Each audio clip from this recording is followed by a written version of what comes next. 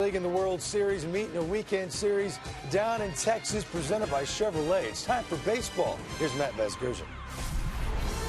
Josh Hamilton and the Rangers are the story in baseball this week, surging to the game's best record, scoring runs in bunches, and making the act of hitting home runs look easy. Albert Pujols and the Angels were the main offseason headline, but an anticipated battle with Texas atop the AL West hasn't materialized yet. And after a lot of rain the past 24 hours, the grounds crew in Arlington has been busy. But on this afternoon in May, Mother Nature is cooperating as Fox Saturday Baseball presents an AL West shootout between the Los Angeles Angels and the defending American League champion, first place Texas Rangers. With that, we welcome you inside the broadcast booth on this Saturday with Eric Karros, Matt Vasgersian. So much of the talk preseason was around these two teams, EK. They have combined for the last 5 division titles. They spent a lot of money in the offseason. Things have started out strongly for the Rangers. Same cannot be said, however, for the Angels. No, it's how their two superstars have gone, basically how the clubs have gone. Josh Hamilton for the Texas Rangers, you mentioned, has been unbelievable, especially this last week. The last week, 8 home runs, probably got him already the player of the month for the month of May. The Rangers lead the major leagues in average slugging percentage runs. That's why they've got the best record in baseball. On the flip side, Albert Pujols, the big free agent sign, has just not been able to get on track. Only 1 home run so far. And this Angel Ball Club, they have not been able to get things going. They're in last place right now, 8 games behind the Rangers. Today is as good a day to get it going as any. 2 MVPs be a big story this afternoon, and so will the Angels starting pitchers. C.J. Wilson, former Ranger staff ace, technically started and lost yesterday, but did not get out of the first because after a rally and a rain delay, 2 hours later, Wilson was unable to come back. He's good to go in back-to-back starts, however, as he'll try to even up this series for his new uniform. We'll see how he's received by his former hometown fans. We'll see how he deals with this guy, the hottest hitter in the planet, Josh Hamilton. The answer to that question, starting lineups and the opening pitch are next.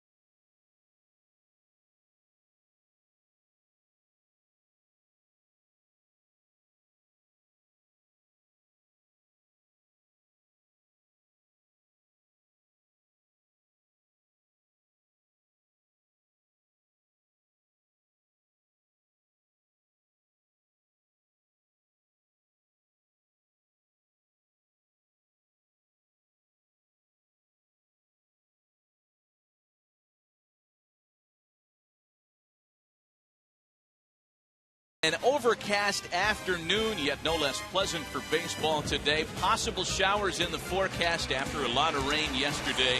We are ready for baseball. The second of 3 over the weekend, second of 19 head-to-head between the Angels and the Rangers. The opening pitch this afternoon is brought to you by Budweiser. Great times are waiting. Grab some buds.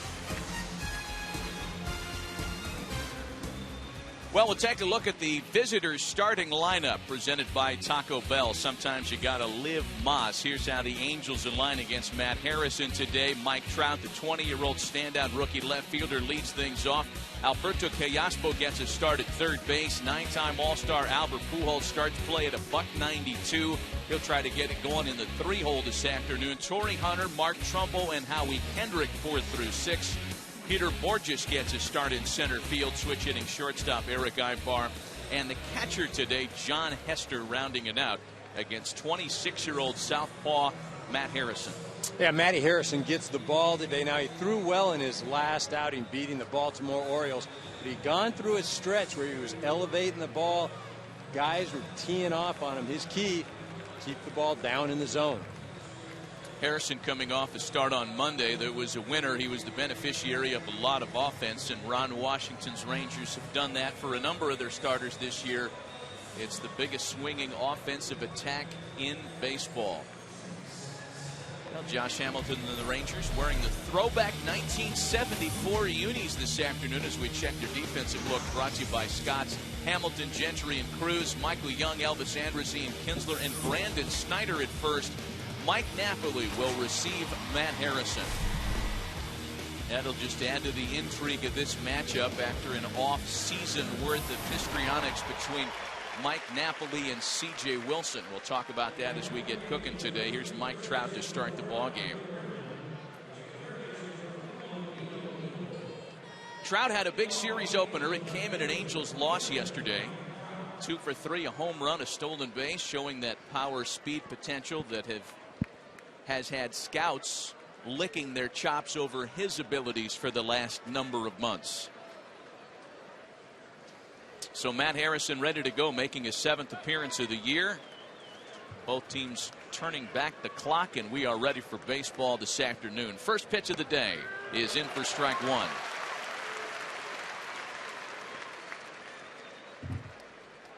Trout, Callaspo, and Pujols against Matt Harrison today to start things in the first. And another strike.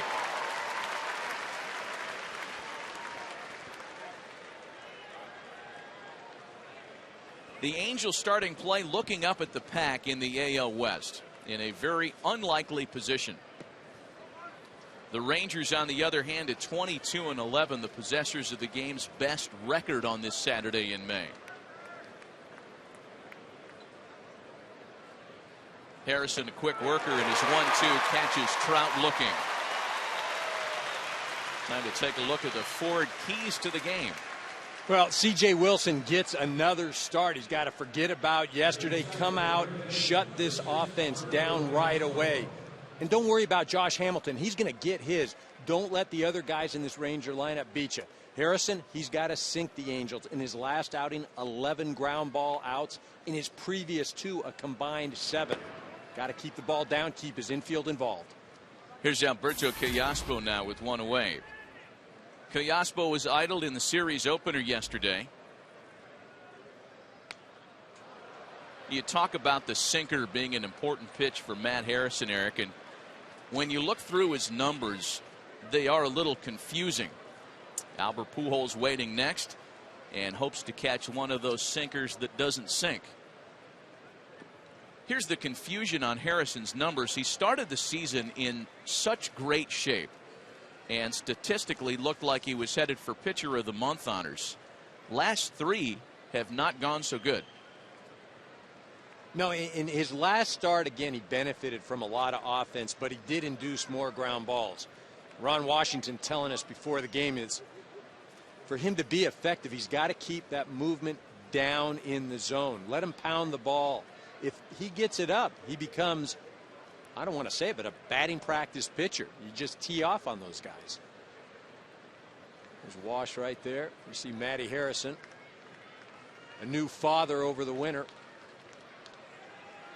2 balls and a strike is his count to Alberto Callaspo. It was awfully hard for Ron Washington, a generally jovial guy to begin with, to hold back the smiles before the ball game this afternoon. After all, what could there to be frowning about? 22-11. His former MVP is going as well as anybody in the game right now. Best bullpen in baseball, statistically, in the American League at least. Callaspo just checks his swing, and it's a full count now. Well, you see, Callaspo was going after it, and then, I'm not going to hit it. I better hold up. Here's the payoff pitch home from Harrison, and it's lifted into shallow right for Nelson Cruz. There are 2 away.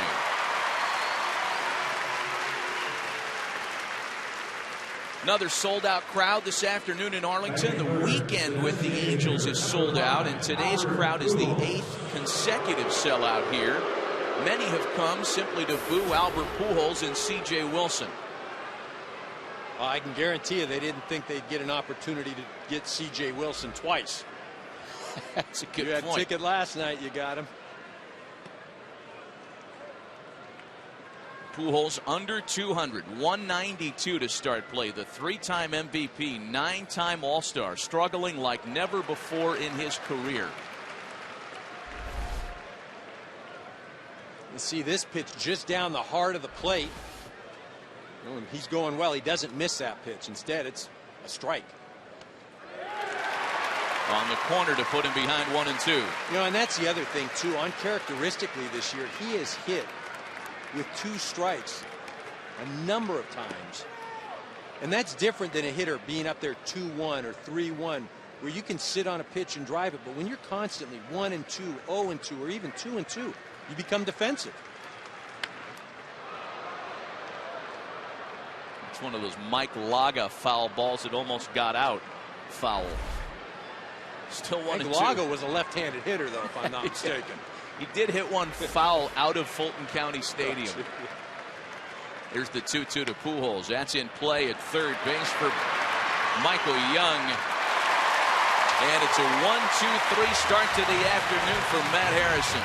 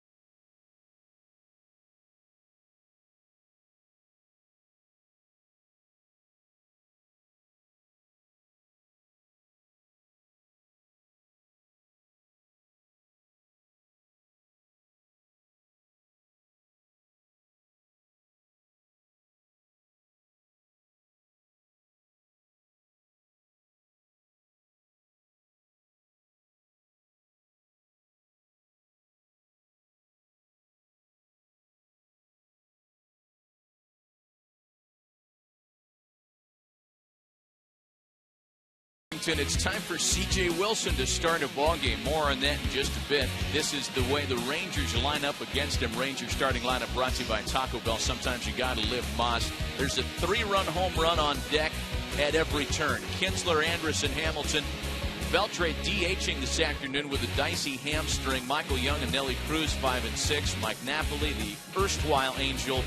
Brandon Snyder and Craig Gentry. C.J. Wilson started and lost yesterday. He's back out there this afternoon. Yeah, key for him, though, is to get through this Ranger lineup, specifically the top of the order in this first inning. The Rangers absolutely pulverized teams in the first inning. What did they do last night? They got to C.J. Wilson early. Got to get those 1, 2, 3 outs and get your team back in the dugout. Ian Kinsler digging in, saying, boy, we did this less than 24 hours ago, me versus my old mate. The two-time All-Star has hit in 7 straight as he'll lead things off for the Rangers again this afternoon. And in case you didn't pay attention to what was happening yesterday, C.J. Wilson came back to Arlington, site of so much success the last couple of years. Was booed roundly every time he picked up the baseball. Gave up a run, loaded the bases in the first, and then left when the rains came. And with a delay of just over 2 hours, the Angels decided not to risk bringing him back. Though his opposite number, Yu Darvish, did come back and pitch very well last night. Mike Scioscia saved his bullets, and he's got Wilson available this afternoon. There's the 2-0 home to Kinsler. To 2-1 now. Well, we talked to Mike Scioscia, and basically just different philosophies. You know, after about 45, 50 minutes, he and pitching coach Mike Butcher decided, look, we're going to have to go somewhere else. On the flip side, Ron Washington telling us, look, Yu Darvish, he wanted to come back out there. He kept telling me I was ready to throw. I'm going to throw. Doesn't matter how long. And they gave him the ball. 3 balls and a strike to Ian Kinsler. Full count now. Elvis Andrus waiting next. He's got an 11-game hitting streak hot this afternoon, and the guy in the hold, Josh Hamilton, well, you know all about what he's been doing the last week. This is the modern-day murderer's row here in Arlington. Yeah, really no place to breathe easy if you're an opposing pitcher. You know, and that's what you talk about, pitching against the Rangers. You know, pitching 40 pitches against the Rangers and 40 pitches against another club are 2 different animals. Every pitch is pressure-packed with the Rangers. Texas has its leadoff hitter aboard as we take a look at the Angels defense, brought to you by Scott's. Trout, Borges, and Punter, the 2 kids, and the 9-time Gold Glover, Callaspo, Ibar, Kendrick, and Trumbo. John Hester will catch C.J. Wilson. Hester began the season as Orioles property, released by Baltimore, quickly gobbled up by the Angels. Time with 2 AAA clubs this year, and in Major League Anaheim because of the injury to Chris Iannetta. Here's Elvis Andrus now with the leadoff hitter aboard.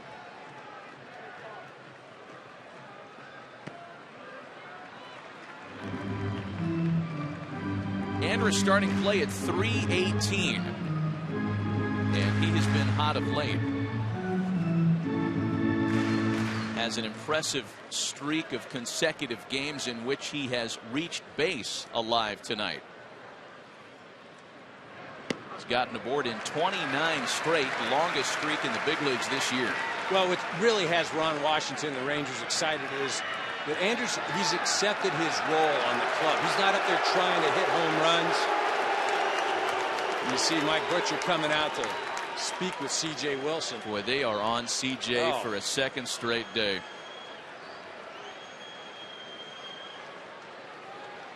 Listen to how it sounded like when C.J. came onto the field.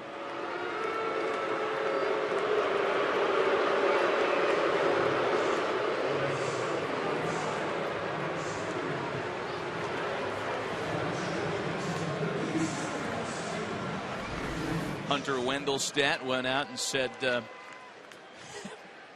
boy, oh boy, popular guy back here, aren't you? And there's a strike to Andrus. It's 2-1. It's a little confusing, Eric, I have to admit. He was a big-time performer for the Rangers. The team made a half-hearted attempt to re-sign him last spring. They had their eyes on Yu Darvish. We know now in retrospect what the team's philosophy was. Darvish signed a lucrative contract for his hometown team. But despite the lack of animosity while he pitched here, he comes back as a villain. And I think it's a little unusual. Well, it is. But you got to remember, you know, he did tweet that phone number of Mike Napoli over the winter, or I should say in the spring. You know, Mike Napoli, a huge fan favorite here, wasn't real excited about that. And then also, remember C.J. Wilson struggled in the postseason. Great regular season guy, but had a number of opportunities in the postseason where he just didn't pitch like normal. Kinsler runs. That pitch misses inside. It knocked Elvis down to his knees, and it's a stolen base for Ian Kinsler. You see, this pitch just misses. I mean, it's not really even close. Andrews just gets out of the way. You know, we talked about Andrews, the way he started, and we were going, he's really accepted his role. He's a number 2 hitter. He has a job to do. His job now, get Kinsler to third somehow or walk down to first. And he's been able to do that this early part of the season. Full count pitch, misses high and away. Back-to-back walks open the home first, and it's put 2 runners aboard for the hottest hitter on the planet.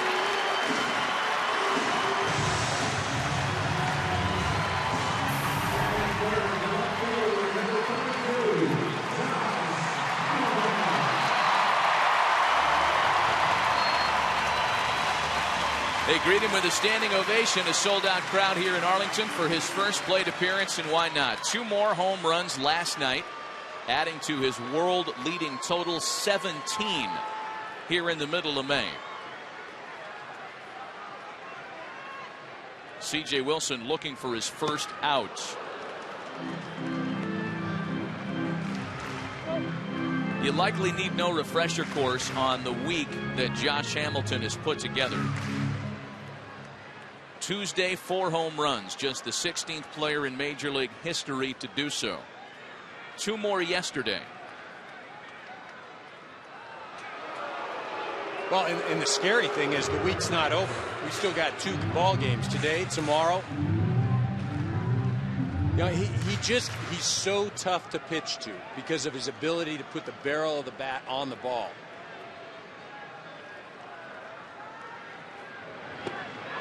You know, and that might sound like an oversimplification, but take yesterday's 2 home run game as an example. Well, you see, when I say put the barrel of the bat on the ball, I'm talking about balls out of the zone, on the inner half, 3 or 4 inches off the plate, off the strike, out of the strike zone. Off. That's what makes him so unique. I mean, just that pitch right there. It's how do you foul that pitch off? That's up and in. He gets his hands to it. And look at this thing. Are you kidding me? And it's almost as if, and I had an opposing catcher tell me this, that Hamilton's so difficult to pitch to because he makes up his mind beforehand if he's going to swing or not.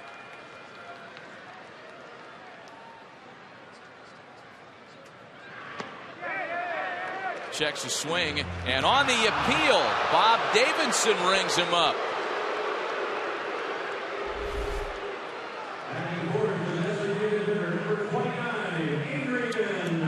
Well, that's a heck of a pitch anyhow. I'm not so sure he went, but that's a great pitcher's pitch.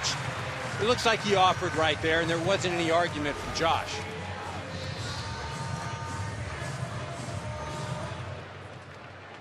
Again, I'm not so sure that Josh Hamilton swung at any pitch that he offered at. I don't think any of them were a strike. Here's Adrian Beltre now with 1 away and 2 runners aboard.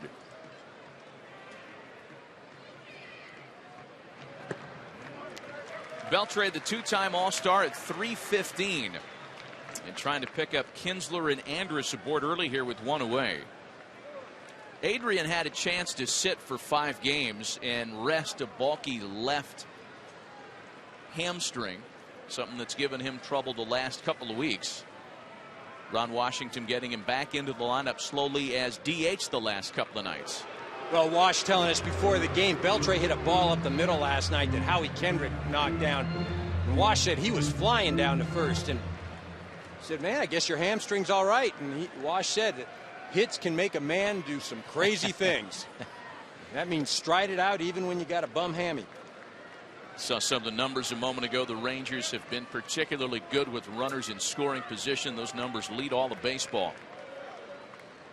C.J. Wilson trying to work out of an early tight spot.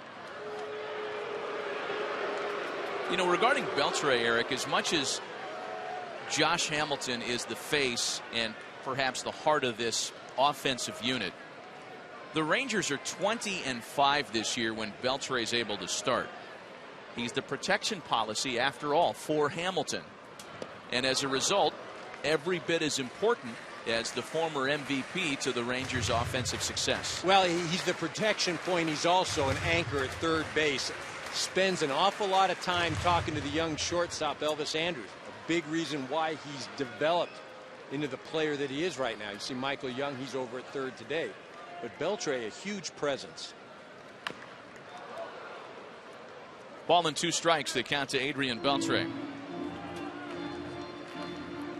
This is an early start time today as well, and I don't want to get too much farther into the storyline without reminding folks that 2 days ago the Rangers played a doubleheader in Baltimore, took an overnight flight, arrived back here at 4 a.m. Friday morning, played a game yesterday that included a 2-hour rain delay, didn't leave the ballpark until after midnight, and they're here for a short turnaround today. That's a fair ball. Callaspo gets one himself, throws over to Trumbo to execute the double play. A couple of walks, but no damage against C.J. Wilson in the first.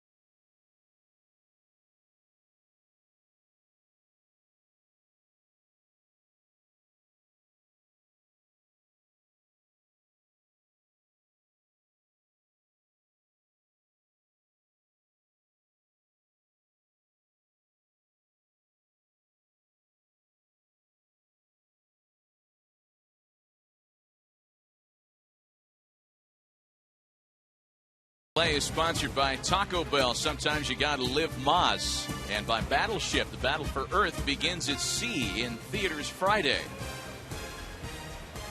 Battle just might have begun in the truck somewhere this afternoon. Torrey Hunter leads things off in the Angels half of the second.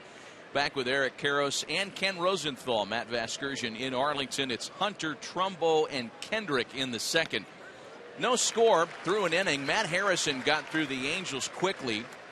And C.J. Wilson survived a couple of bases on balls. And Hunter fouls that one off. Been tough sledding for the 9-time Gold Glover of late. Torrey Hunter snapped an 0 for 20 with a base hit last night. As you see, that one just bounced foul.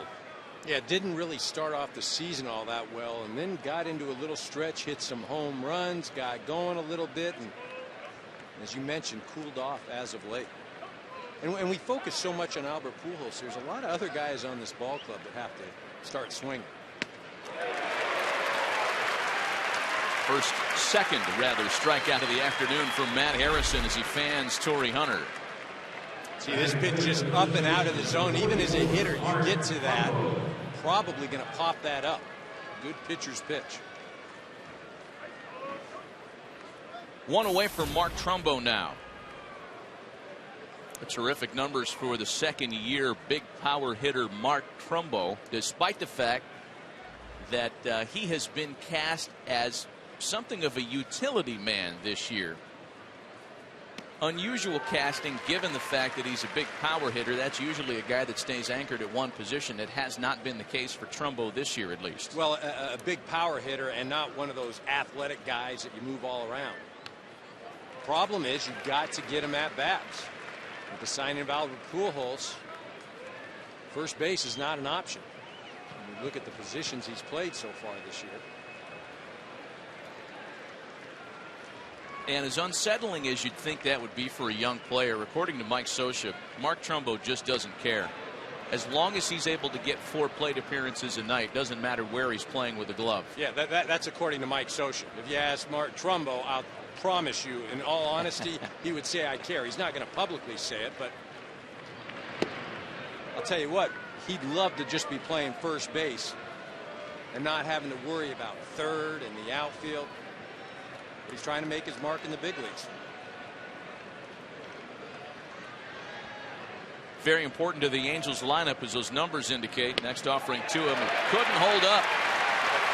Back-to-back punch-outs for Matt Harrison. Today's game, presented by Chevrolet, is sponsored by Taco Bell. Sometimes you got to live Moss. And by Battleship. The battle for Earth begins at sea, in theaters Friday.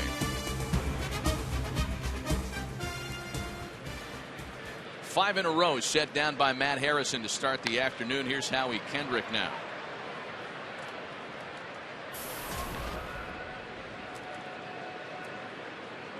Kendrick's offensive fate seems to be on the rise, and there are many who believe that those better numbers go hand in hand with batting a little lower in the order. It's kind of a chicken or an egg thing. Was he struggling because he was hitting number 2, or was he just going a little bad in April? Well, I don't think there's any question that where you hit in the lineup impacts your approach up at the plate. You're hitting ahead of Pujols. If you're hitting second, you're asked to do certain things. You may be challenged more. You may feel like you have to do something different. High fly ball into center field. Can of corn style for Craig Gentry to retire the side. 6 up, 6 down for the Texas left-hander.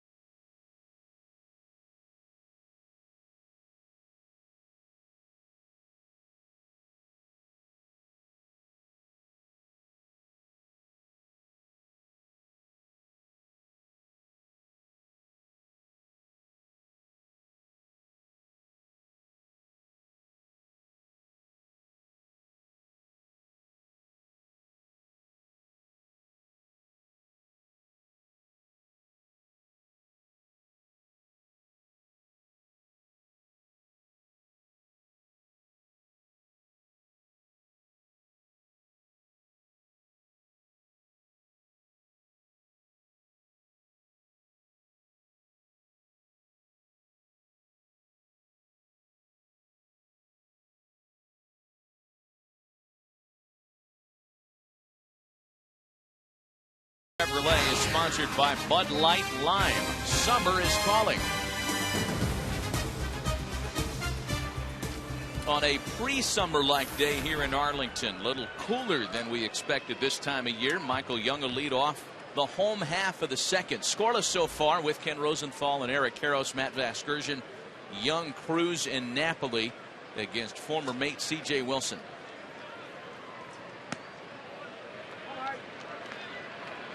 Mr. Ranger, as he's known around these parts, the franchise's all-time leader in hits, games played, etc., etc.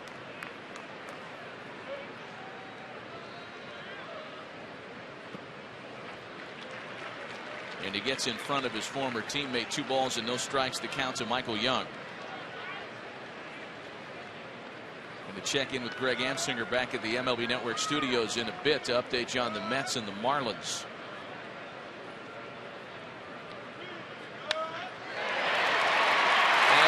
Back up the middle for Mr. Ranger.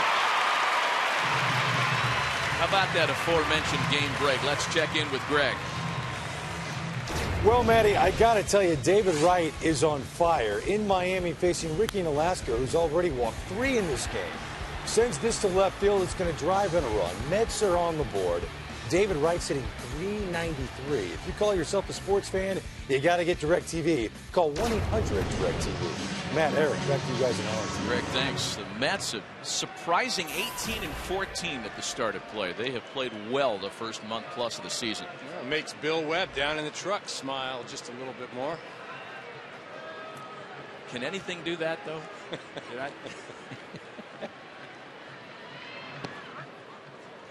Nelson Cruz, the batter, with the runner aboard. Metropolitans 2 games off the surprising Nationals pace.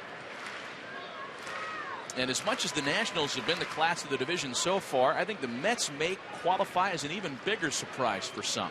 Yeah, they've been playing hard, and they have guys that'll grind it out. They just don't have a lot of depth.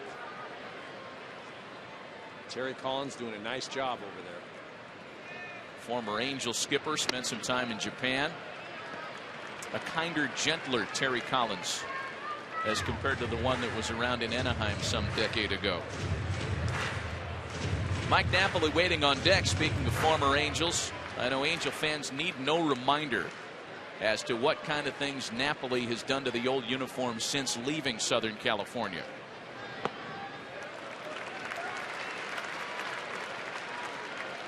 Now, C.J. Wilson, he got out of that first inning, but he's been behind in every count outside of the Josh Hamilton at bat. Josh didn't swing at a strike. Hasn't shown very good command yet early in the game.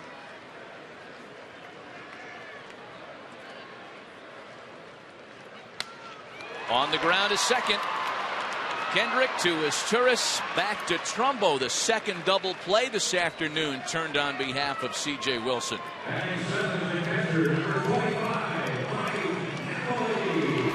So the bases are empty now for Mike Napoli, who back in prior to the 2010 season was dealt twice in 5 days, 30 home runs, led all major league catchers last year.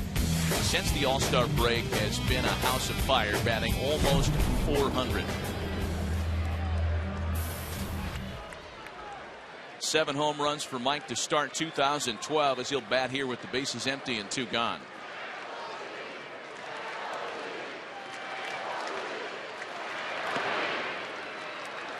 That familiar chant of Napoli, something that started in the postseason last year, has followed Mike all the way to May of 2012.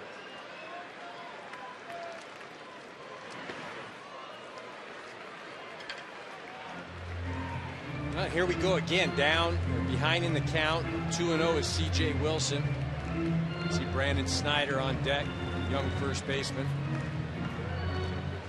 He's been aided by 2 double plays, but again, you're not going to be able to pitch behind in the count to this Ranger ball club and come out on top.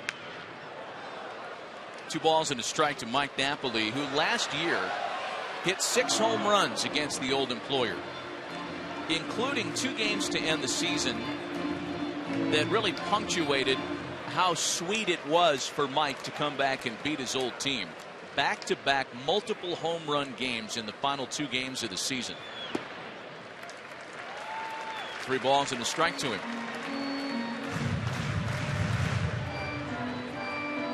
Well, if ahead in the count here with 2 outs, you can guarantee that anything close to Knapp is going to be letting it go here. Going to swing for the fences. On the ground to third for Callaspo. A couple of double plays have helped out C.J. Wilson this afternoon to keep it scoreless. We'll return to Arlington after a word from your local Fox station.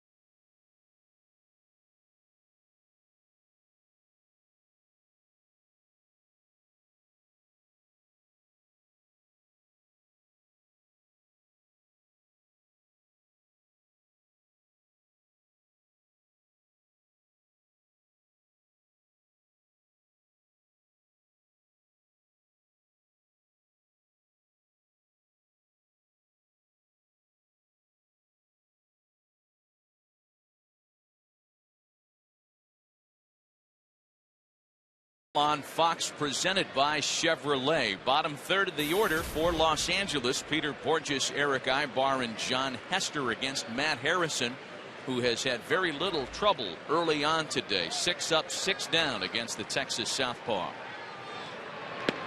Well, Peter Borges got to the ballpark today and had to have been pleased to see his name on the lineup card, something that has not happened very often. It's been well documented how many bodies were in the Angels outfield on opening day, and even after the release of Bobby Abreu, Mike Scioscia has been challenged to try to find playing time for his 2 young outfielders, Trout and Borges. And Ken Rosenthal, who's with us this afternoon, Fox Sports senior writer. We've talked about this a lot, Kenny, the fact that Peter Borges seems to be the odd man out, yet the Angels certainly haven't lost any confidence in him.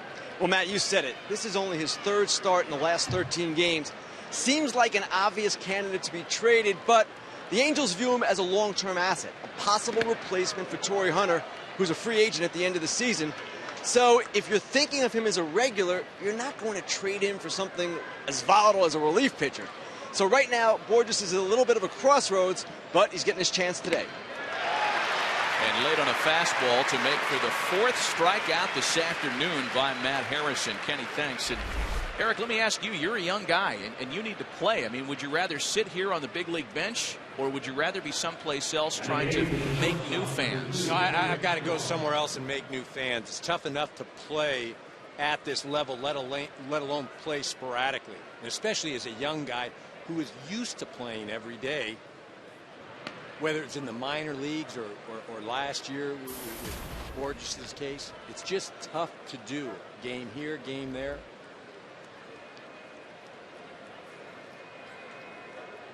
Ball and no strikes. The count to Eric Ibar.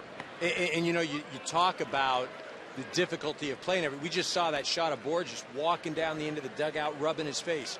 Let alone every at-bat, you're going up there thinking, if I don't get a hit, I might not get in the lineup tomorrow. It's a lot of extra pressure.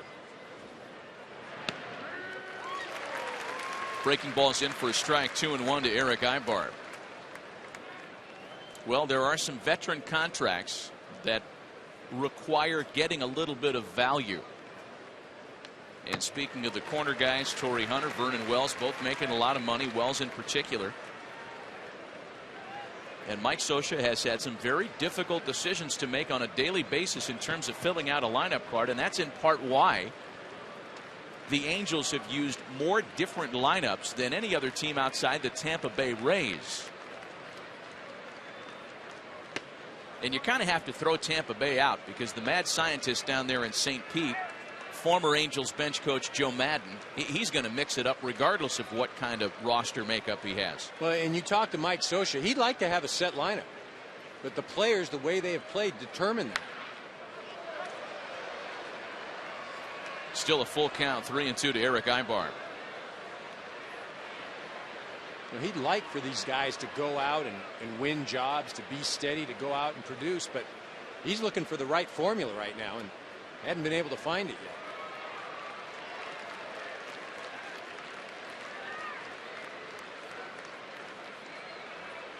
The next 3-2 pitch rolled over to shortstop. 8 in a row set down by Matt Harrison as we check in with Greg Amsinger for another DirecTV game break. Matty, they're playing hardball in Milwaukee. Chris Volstad's going to hit Ryan Braun. Alfonso Soriano got hit by a pitch the following inning. Warnings have been issued, but not before the old fake the third move actually works. Braun's hung up. Nigel Morgan's at third. He cashes in by swiping the bag. That's how they tie it. If you call yourself a sports fan, you got to get DirecTV. Call 1-800-DirecTV. Matty, Eric, back to you guys in Arlington. Greg, someplace in the world, Rick Sutcliffe is smiling when he sees that old fake to third, fake to first. Well, and you hear there was some talk in the last week that the Rules Committee is thinking about banning that play. First hit of the afternoon for an Angel comes by the number 9 hitter, John Hester.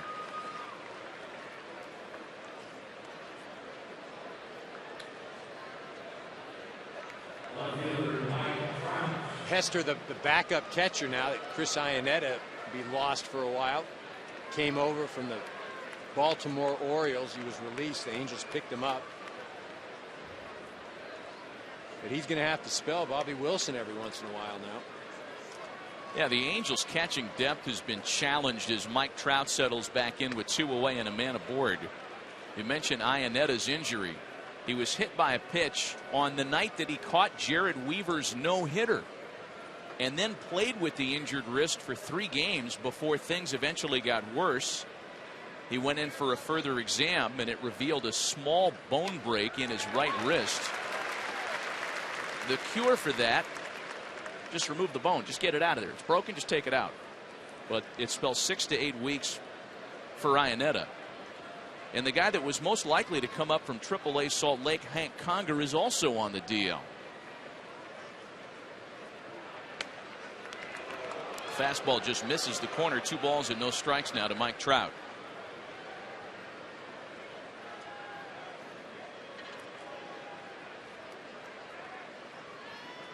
Alberto Callaspo waiting next.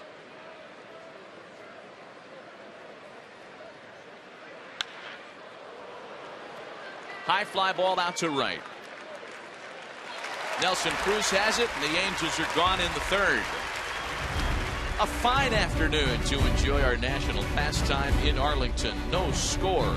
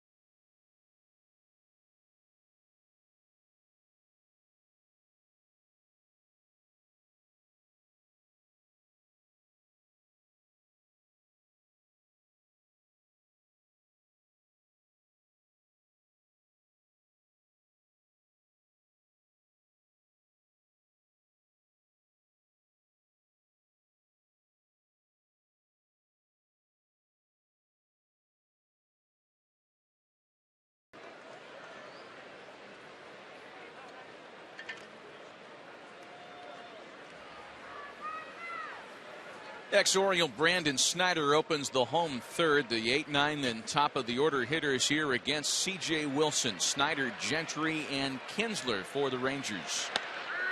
No score early on this afternoon on this Mother's Day weekend.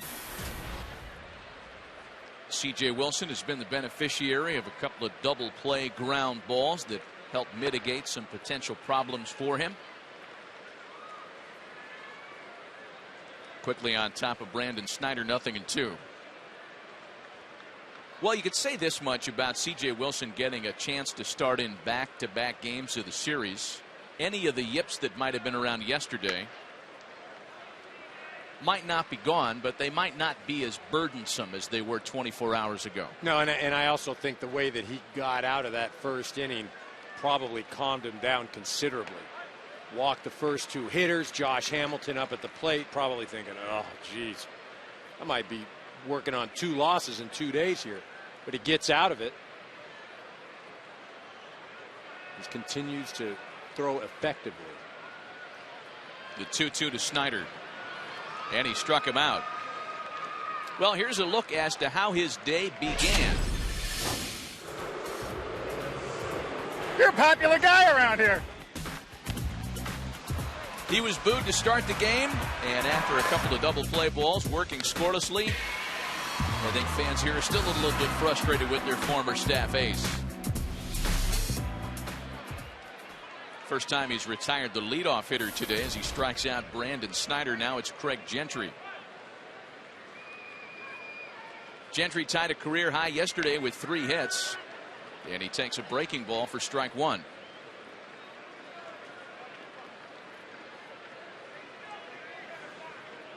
He's a part-time oil painter, aspiring novelist. Not Craig Gentry, but C.J. Wilson. Guitar player, car collector, organic food advocate, and, by the way, pretty good big league pitcher. So why then Ken Rosenthal, after all that he accomplished as a Ranger, is he continually unpopular here in 2012? Well, a couple of things, Matt. When you talk about the fans, C.J. Wilson, after signing with the Angels, said, the Rangers sort of wasted my time in the negotiations. And fans today are rather sensitive. Now, when you're talking about the players, it's a little bit of a different story. The Rangers players all admire Wilson for his pitching, but some of them are a little put off by his off-field persona, which, as you guys just detailed, can be rather detailed, as you say, and also it can come off as self-absorbing, and that's why guys kind of bristle at him somewhat. Ian Kinsler sends a harmless ground ball to Howie Kendrick. C.J. Wilson scoreless through third. Albert Pujols will bat second when we go to the fourth, scoreless.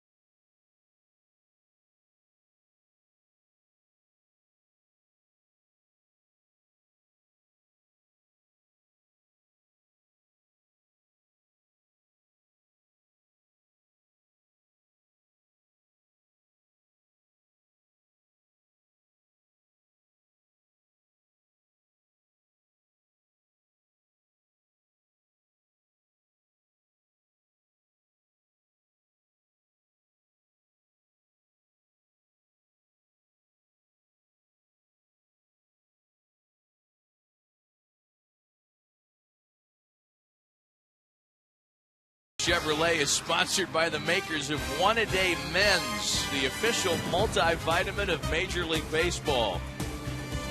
And you need more than One A Day Men's if you're going to tackle the $26 2-foot hot dog with chili and cheese here at the ballpark. Out on. I guarantee you do that, you're missing a good 2 innings of this game. I'd pay money to see you eat that. Just to see what happens to you. I can't be bought, Matty. There's the finished product. I will say this, I was out walking around the stands. I was out by the smokehouse out here yesterday, and they had drumsticks that looked like something Fred Flintstone would eat. Unbelievable food out there. With the onions and the peppers, no less. Alberto Callaspo leads things off here in the 4th. Changed the name of that product from Men's 1 A Day to Men's 15 a Day. Having that chili cheese dog. Albert Pujols waiting next. No score this afternoon.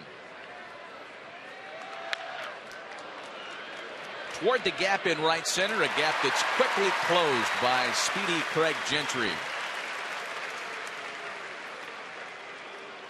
So 1 away for Albert Pujols. The 3-time MVP grounded to third to end the 1st inning. Yesterday in the series opener, Eric, and you were here watching what he did in the World Series live and in person last year. He made his first appearance here since the Fall Classic.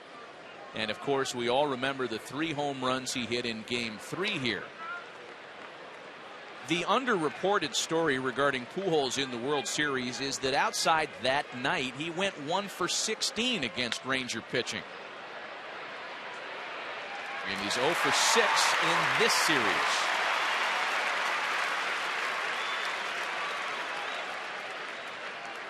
He's just going through a stretch where the ball is not jumping off of his bat. You know, it's one thing they talk about, well, the balls he put in play, they're being caught, but he's just not driving the ball. There's no pa-pa, none of that. It's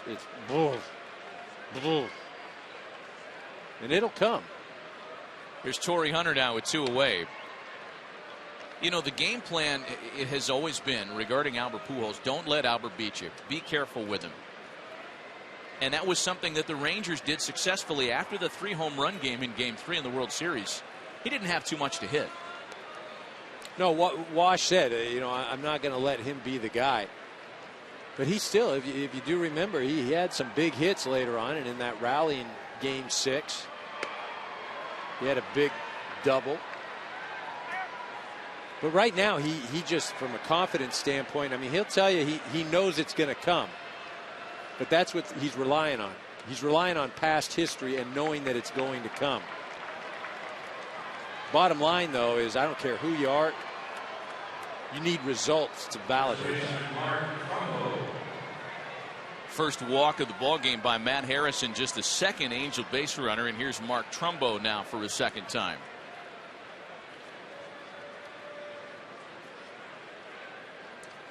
For whatever it's worth, the 4th inning has been kind of the spot on your scorecard that's circled in a red pen when you look back on Matt Harrison's 6 starts this year. 10 of the 22 runs he's allowed this year have come in 4th innings.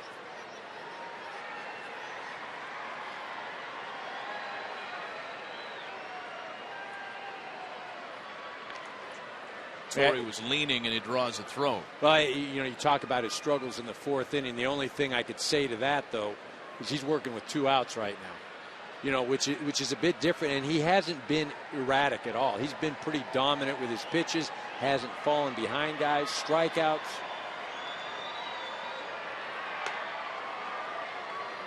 Ball and no strikes to Mark Trumbo. He was caught looking at strike 3 in the 2nd.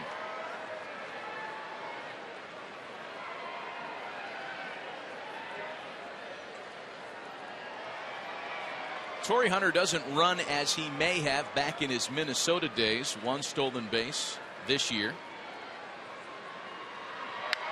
Oh my goodness. A Trum bomb on the road. That hit the facade. Oh my. That young man is some kind of strong. 2-0 Angels.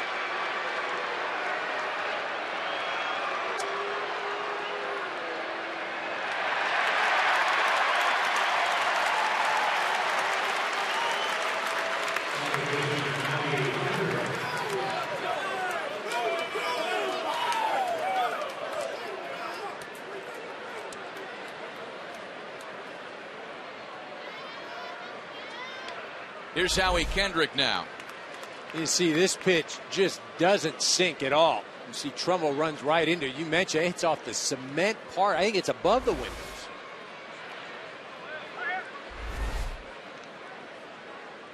Yep, rub up a new one.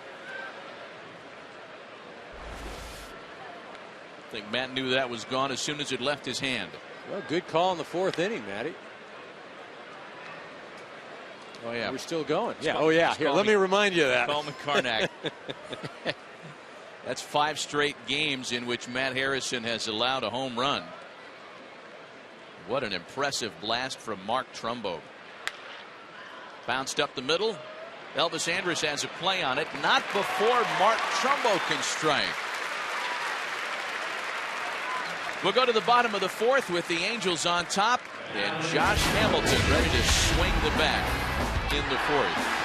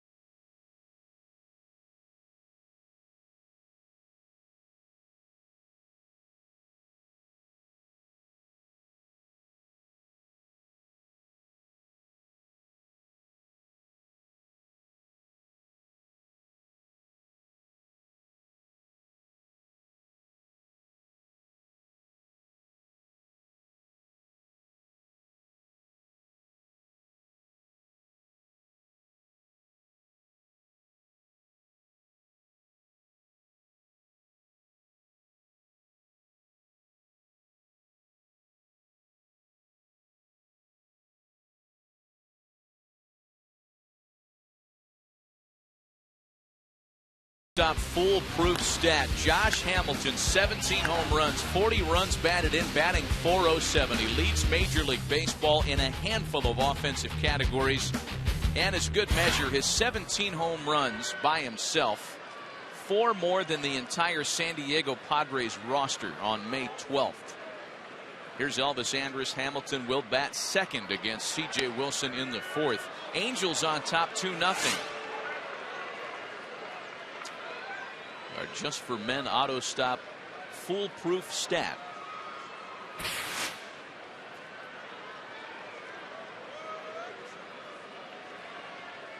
Wilson in front of Elvis Andrus, 0-2.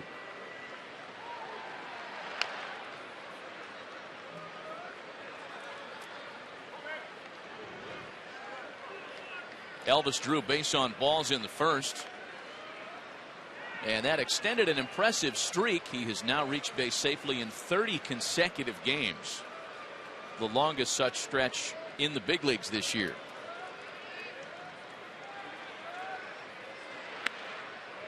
Well, I think for me, if I'm looking at Andrus, what's been impressive for me, especially offensively, is his strikeout to walk ratio. It's practically been 1-to-1. 19 strikeouts, now 18 walks. This is a guy that usually strikes out a lot more than walk. And let's face it, he's got a pretty good seat hitting in front of Josh Hamilton. At the start of the series, and this was before Josh hit 2 home runs yesterday, Hamilton's last 7 home runs had all been 2-run shots, all of them driving in Elvis Andrus. Bouncing ball to the left side of the infield. Asturias has to hurry. And gets it there just a half step ahead of Andrus.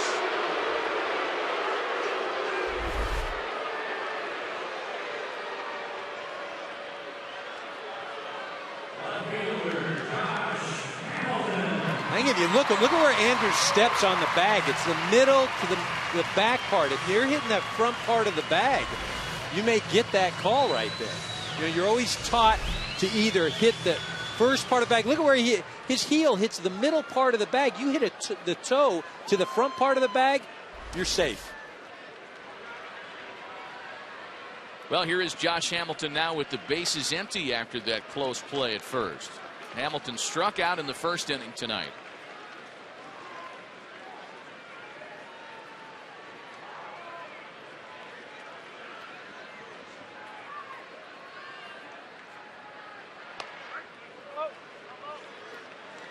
A ball and a strike as you compare Josh Hamilton versus Pujols, Hunter, and Trumbo.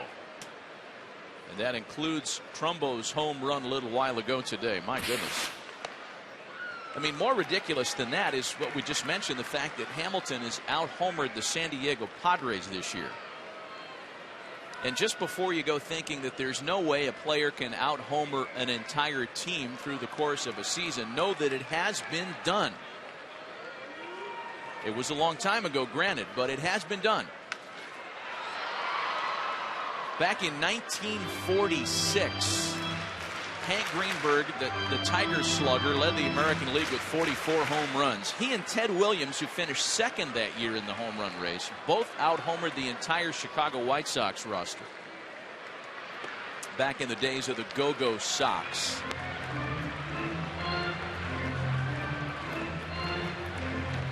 Now, San Diego hit a National League low 91 home runs last year. So if Josh Hamilton out-homers the Padres this season, we'll really have something to talk about.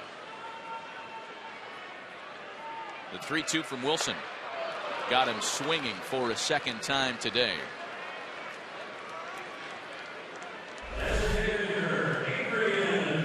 This pitch down in the zone. Nice pitch from C.J. Wilson. That's twice now he's got Josh Hamilton swinging.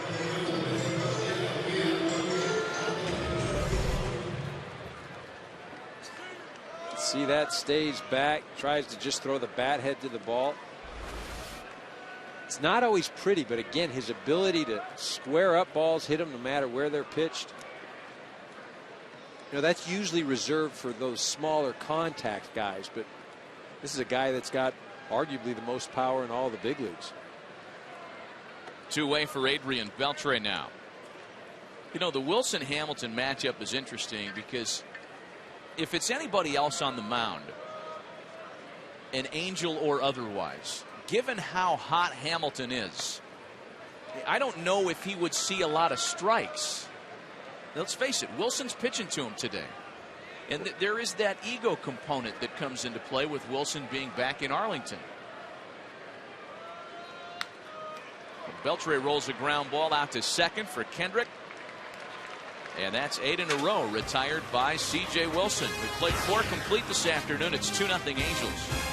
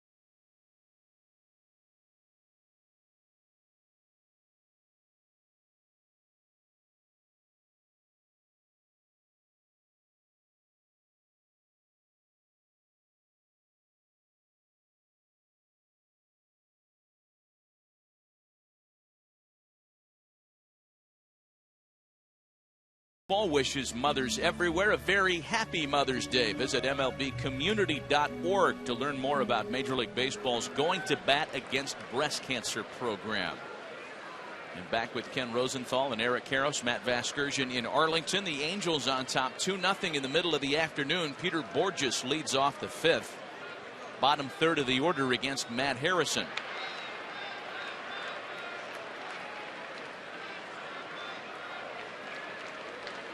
Borges, Ibar, and Hester.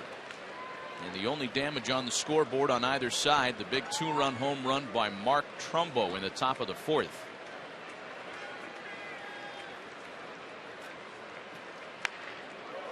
Look out.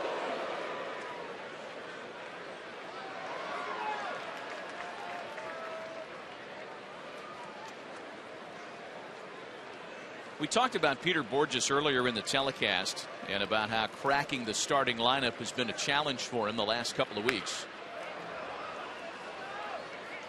When you look at the way he began 2012 as compared to the start he put on the 2011 season, you could kind of see the frustration.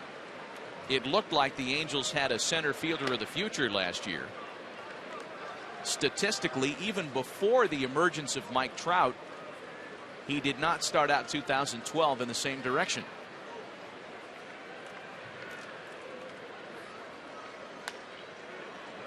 Popped him up into shallow center. Andrus going back, Gentry coming in, and the shortstop makes the catch. Hey, next week, America's Pastime moves to prime time for Baseball Night in America as we bring you 8 straight weeks of the game's best. It starts with interleague matchups between regional rivals. These Rangers take on the Astros. Some will see the Red Sox and Phillies, Orioles and Nationals, White Sox and Cubs, or Diamondbacks and Royals. Baseball Night in America presented by Chevrolet. It begins next Saturday, 7 Eastern, 4 Pacific, only on Fox. Eric Ibar is popped out. Well, the Angels trying to play little ball, and that's not happening here in the fifth.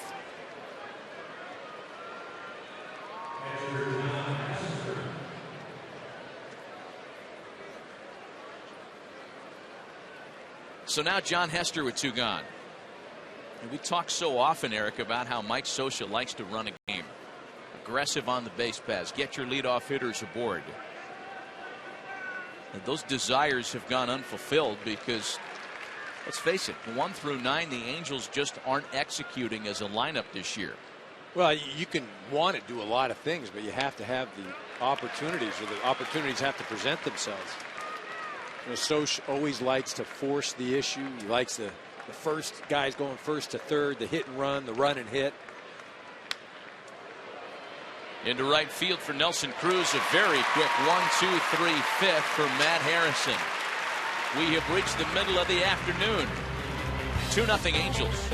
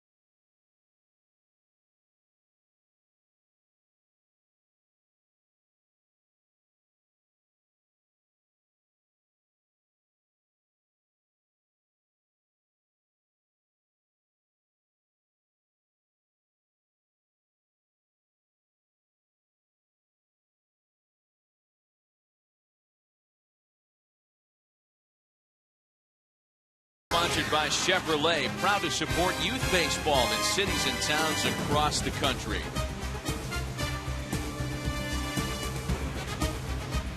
Major League Baseball umpires are offering up something special this year. Over 200 ticket packages, signed items, and one-of-a-kind VIP experiences during the 4th annual Umps Care Charities online auction. The online auction at www.mlb.com/umpscare closes at 8 p.m. tomorrow, and proceeds help to provide Major League Baseball experiences for children awaiting adoption. Great cause. Get online to check out Umps Care. Michael Young leads things off in the Rangers half of the 5th. Young, Cruz, and Napoli against C.J. Wilson, cruising along with a 2-0 lead. It's tapped out to second base for Howie Kendrick, and that's 9 in a row set down by the former Ranger ace. Right now he's pounding the zone. He's getting ahead of the hitters. Granted, this Texas offense right now, you know, we talked about it a little bit top of the show. They're dragging a bit. You know, they had the doubleheader. They did get in late. Last night they're running on adrenaline, but usually it's the second day after a road trip where you get in late, you've been traveling, and it hits you. Right now, the offense hasn't awoke. Nelson Cruz grounded into a double play back in the 2nd. And he bats here with 1 out and the base is empty. That's a sold-out crowd here. 48,000 plus, waiting for something to make some noise about. And they were loud last night. C.J. Wilson has calmed them down a bit. I was amazed at how many fans stuck around after the rain delay yesterday. Cruz lines sharply to left, and that's out number 2. As you mentioned earlier, they came out in part last night, Eric, to give C.J. Wilson the business, give him the raspberries. And you went on to explain that been kind of a busy offseason of dialogue between Wilson and the media here. Mike Napoli was involved in that. And as we welcome Ken Rosenthal back, I don't think everybody, Kenny, is familiar with the Twitter story that involved these two principals. Right, Matt. Well, what happened was this. According to C.J. Wilson, Mike Napoli said that he wanted to hit a home run off his former teammate. It's a comment Napoli couldn't remember making. Pretty innocent, but here's what happened next. Wilson sent Napoli a tweet saying to call him at a certain number. Well, the problem was that number happened to be Napoli's number. And therefore, with Wilson having over 100,000 Twitter followers, it caused a little bit of a problem. Now, Eric, I've got to ask you, as a former player, if a former teammate had done that to you, what would your reaction have been? Kenny, I played so long ago, I didn't have to deal with the Twitter, the social networking, and all that. And I would say I wouldn't be thrilled with it now because I think at this level, everybody's respecting their privacy. But that's one aspect of the game nowadays, the whole social media part. It is good, and there are some drawbacks. Oh, boy. And Mike Napoli is hit by the pitch. Yeah, though this ball bounces about 3 feet in front and hits a Napoli in the knee. I think, C.J. Wilson would much rather go for the strikeout rather than, hey, look, if you're going to hit a guy, you want to get your money's worth. You want to get somebody in the ribs or something, not bouncing the ball and hitting them off the knee. Not on purpose at all. All right, so here's Brandon Snyder. There's been some amazing transparency in Major League Baseball the last week or so, Eric, as you know, regarding the hit batsman, with the Cole Hamels Bryce Harper flare-up that's still being talked about. We going to talk about it? If you'd like. It's a base hit up the middle for Brandon Snyder. 2 men on here in the Ranger 5th.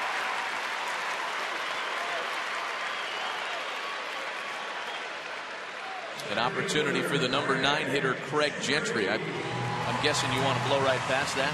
No, you know what? I see nothing wrong with hitting somebody for a reason. The reason of initiating a rookie into the big leagues is not a good one. I think the league agreed. 2 on, 2 out now for Gentry, who again tied a career high with 3 hits a night ago.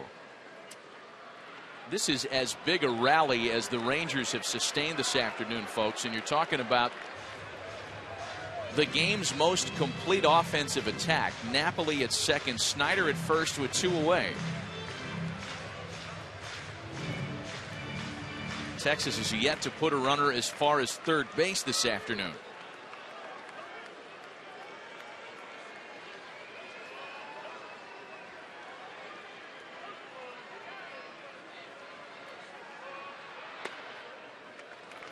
Two balls and no strikes. And this is where Gentry really has to be selective. The Rangers they've been limited, but they've had a few opportunities. And Wilson's been able to get them to go out of the zone. He's induced some double plays. He's got some strikeouts.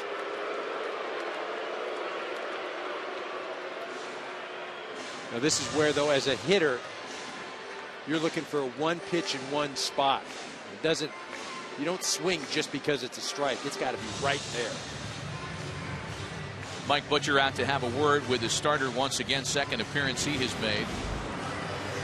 If you're wondering, the Rangers have not been shut out this season.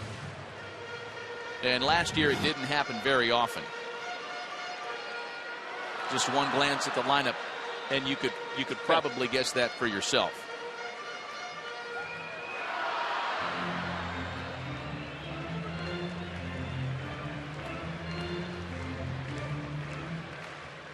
See the defense pretty much straight up. Kendrick holding the runner close to second. Slicing in right field, that's trouble. It drops in front of Torrey Hunter. Here's Napoli to score, and Craig Gentry has put the Rangers on the board.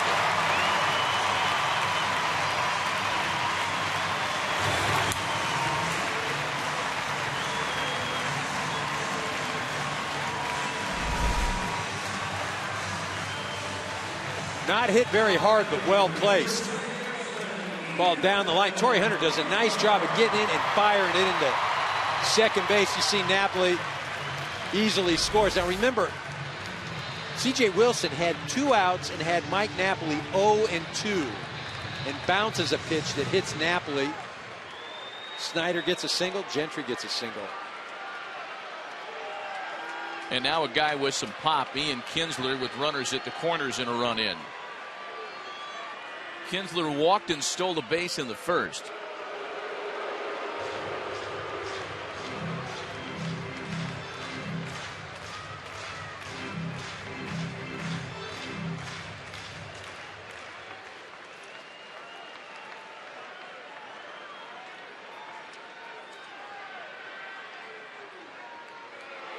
Yeah, CJ knows that Craig Gentry can run.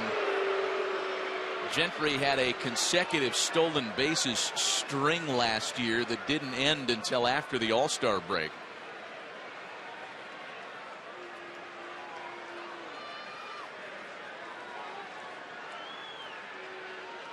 Kinsler still waiting for the first pitch, and here it is. Little get me over breaking balls in for a strike.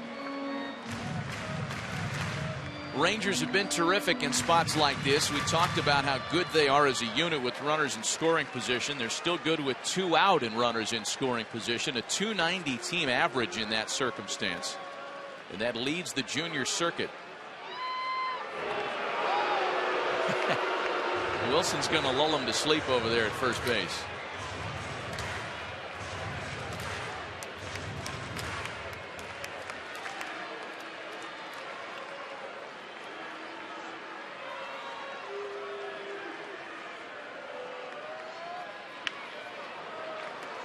Oh, and 2 to Kinsler now.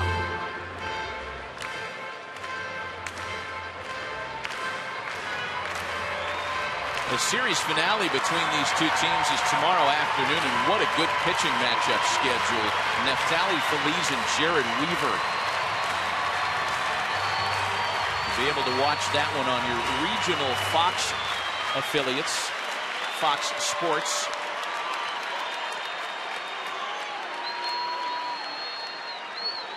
Or not. Throw to first. Tomorrow's broadcast nationally. But this is just the first series and the second of 19 between these two teams.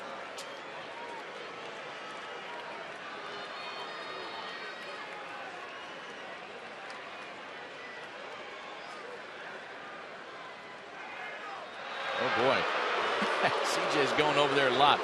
That's not a move intended to pick off Craig Gentry, not by anybody's standards. No, it's just to keep him close. But, you know, the one thing you talked about lulling everybody to sleep, it also puts your infield to sleep. You know, your guys are out there standing around. And they start talking to themselves, going, geez, throw the ball home. Come on. There goes Gentry. Kind of a half-hearted attempt by Hester. He really wanted to make sure he was keeping Snyder in check at third. As most of them are, EK, that one was stolen off the pitcher. And a good time to run as well. Kinsler has 2 strikes on him. If he does get thrown out at second base, you have him leading off the next inning. Now you're also in a spot where a base hit should drive in 2. That stolen base for Craig Gentry makes him 24 of 25 for his career. Well, and also to add to that, C.J. Wilson now, opponents have stolen 8 out of 10 against him this year. So it's not as if he's difficult to run against.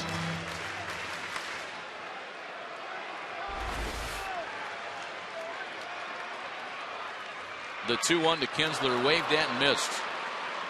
Strikes out on a 2-2 pitch there. If he struck out on a 2-1 pitch, we'd really have something to talk about. 1 run in the Texas 5th on the Gentry RBI single. A 1-run affair as we go to the 6th.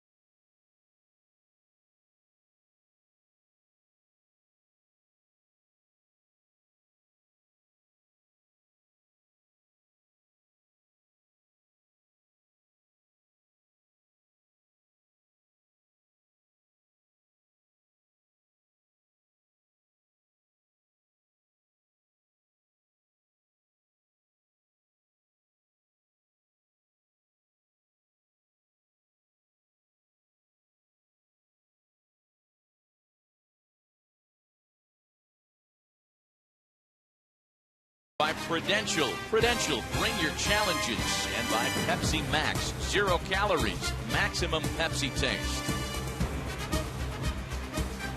Well, now a 1-run dialogue as we start the 6th inning, and it's the top of the order for the Angels against Matt Harrison, Mike Trout, Alberto Callaspo, and Albert Pujols. Harrison has run into little difficulty this afternoon. Just the 2-run home run by Mark Trumbo. One of only 2 hits for the Angels today.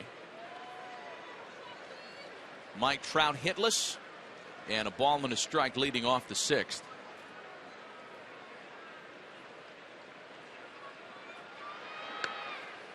Well, for fans who are just getting used to seeing Mike Trout's name atop the lineup card, it's something that folks in Southern California may be seeing for a long time. One of the Angels' big problems this year, getting on base to lead off an inning. Trout is thought to be a cure-all for at least that and maybe more because his offensive skill set is so vast. He can do a lot of things. Obviously, he can run, but he's got a good eye. He can hit for power. He's got an on-base percentage of almost 400 coming into today. Could not catch up to the fastball there, and Trout struck out twice today. Just a good, hard fastball. Now, Harrison, as you mentioned, he really has thrown a heck of a game. One bad pitch to Mark Trumbo.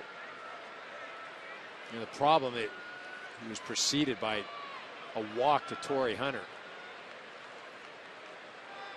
There's Alberto Callaspo now. Mike Trout, and just to get back to him for a moment, he's such a great story beyond the fact that he's such a great talent. Callaspo lifts a fly ball into right center. Gentry calls Cruz off of it. Angels' #1 draft choice out of high school in New Jersey in 2009, and the scout that signed him was a former roommate of Mike's father, who was drafted by the Twins in 1983. But it's not just a feel-good story in terms of the personal story. Again, Trout is a very gifted, very skilled player who the Angels hope can make an impact. Here's Albert Pujols now with 2 gone.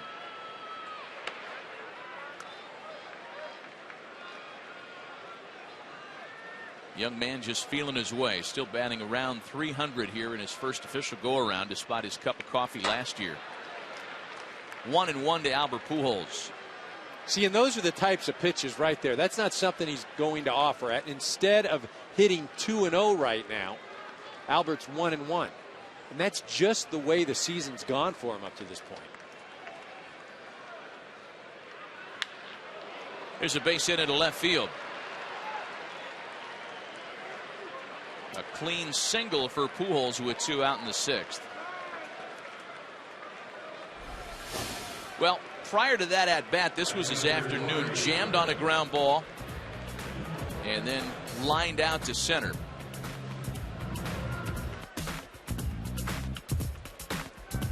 There was the base hit moments ago here in the 6th inning. And he looks good right there. He's staying back. He gets the hands out. There isn't one thing that you can say, oh, well, this is why he's not hitting at what we're accustomed to seeing.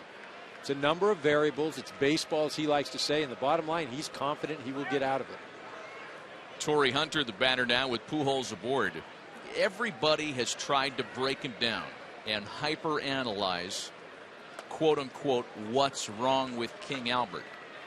We do know this, that if Dan Uggla last year with the Atlanta Braves can be in the toilet as deep as he was in the month of July. He was batting $170 on July 1st, and he finished with over 30 bombs and really good numbers.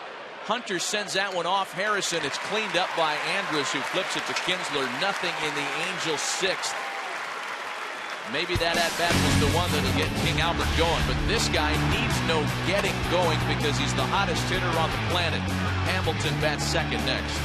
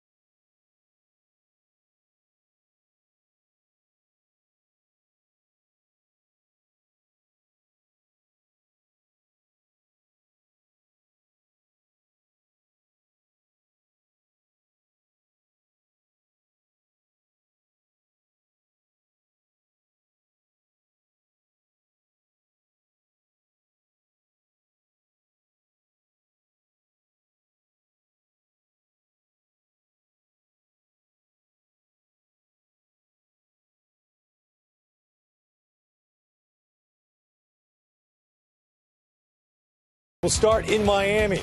David Wright, big game so far. 2 for 3. This, his 4th home run of the season, 5th of his career off Ricky Nolasco, who's been chased from this game. The Mets on top in the 5th inning. What's going on in Milwaukee? We got to show this to you again. Chris Volstad should be celebrating because he's got Ryan Braun hung up on the old fake the third move, but Niger Morgan cashes in and takes home. That's where we stand right now in Milwaukee. Let's get it back out to Arlington. Maddie, Eric, back to you. All right, Greg, thanks. And more from Greg as play continues around the league. Meanwhile, bottom of the 6th inning here, and the Rangers down a run. Send up Elvis Andrus, Josh Hamilton, and Adrian Beltre against Angel left-hander C.J. Wilson.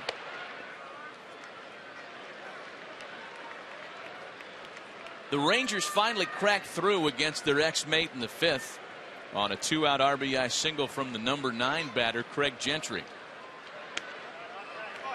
A couple of fastballs missed to Andrus, putting him in front 2-0. Josh Hamilton waiting next. He and his 8 home runs in the past 5 games, exploits that have been well chronicled.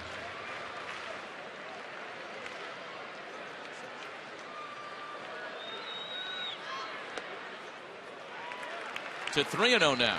See, and I like that, what Andrews did right there. He knew that he was taking a pitch regardless. His job is to get down to first base. Now, maybe last year, 2-0, he might be up there swinging, but the scoreboard dictates what he's going to do at the plate. Become a much more cerebral player this year. 3 balls and a strike. Putting a runner aboard in front of Josh Hamilton is the last thing C.J. Wilson has in mind today. Even though he's handled Hamilton so far. That's punched to second for Kendrick. Wilson comes back to retire him after falling behind 3-0.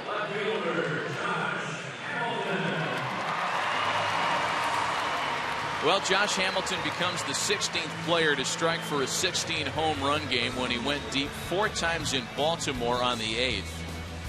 He joins, among others, Carlos Delgado, who did it as a J in 2003, and your old mate Sean Green, who did it in Milwaukee in 2002.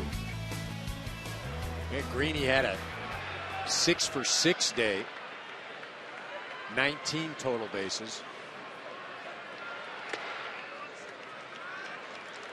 Now, what fans may not remember is that you had a pretty good seat for that performance. I did. I was hitting right behind Sean that day. Every time I'm coming up, it seemed obviously nobody's on base. A couple times I thought, you know, maybe I'm going to get knocked down here. What was even more ironic, Adrian Beltre hit ahead of Sean Green that day. They went back to back. The other day, Adrian Beltre hit behind Josh Hamilton. They went back to back. And I'm sure that's not lost on Adrian. I'm quite sure he remembered he did. the Sean Green game. I did. I talked to him the other day.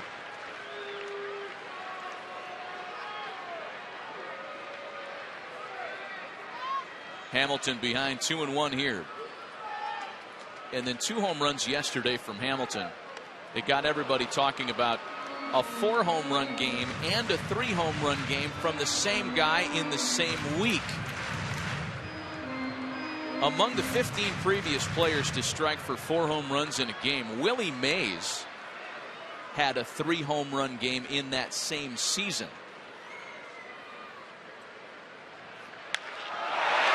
Launched to right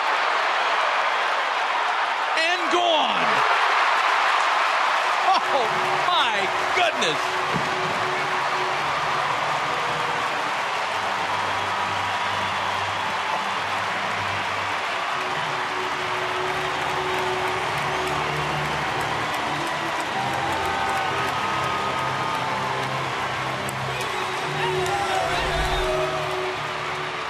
And you see, look at this pitch. And I'm not even sure that that's a strike. But the way he gets the barrel of that bat to the ball is like no other in the game. Pulls his hands way in. Look at Wash. Off to right and good night.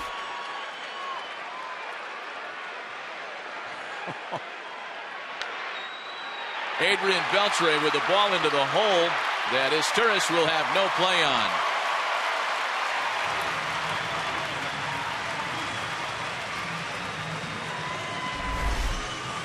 Here's how his former mate reacts after being taken deep. Yep.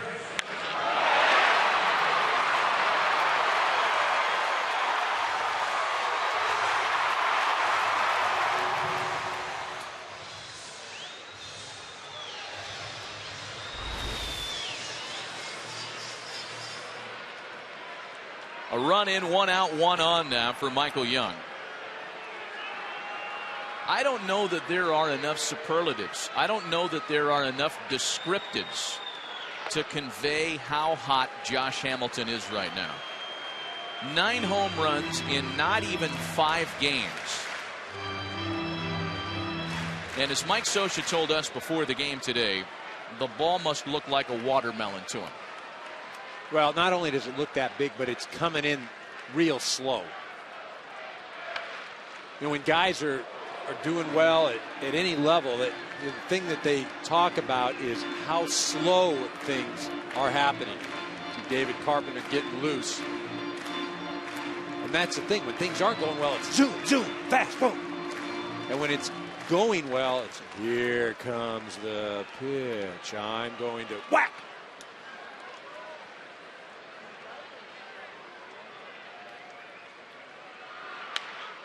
That's rolled over to the left side. Izturis to Kendrick, and no chance at a relay. There are 2 gone. You know, we talked about how Josh Hamilton joined that exclusive company, that exclusive club of players to have hit 4 home runs in a game. Jock Talk allows us to hear from the 2 most recent inductees. Josh, congrats. Welcome to the club. It's great to have you on board. FYI, though, the new guy has to pay for all the 4 Homer Club dinners, so Delgado's pretty excited after 9 long years. Right, Carlos? Hi, Josh. Congratulations. Great game, brother. Welcome to the club. Finally, I've been waiting for this moment for 8.5 years. Now, bring your credit card. You're paying for dinner. That's good. Jock Talk is a sports social network, first of its kind, created by professional athletes for fans. It just launched in April. And mobile apps will be available soon. Just a correction at shortstop. That's Eric Ibar, not Meiser Izturis, who made that play. 2 balls and 2 strikes. The count to Nelson Cruz with a man aboard. The Rangers have tied it on the Josh Hamilton home run.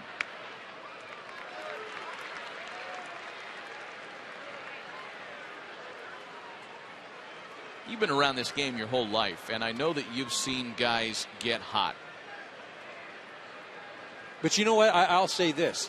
If Jimmy Carroll was doing that in San Carlos Little League, I'd say that was ridiculous. Josh Hamilton's doing this in the major leagues. That's what makes it even more astounding. I mean, we're seeing arguably the greatest week that any player has probably had offensively. You could make that case. As extreme as that sounds, I think you could make that case.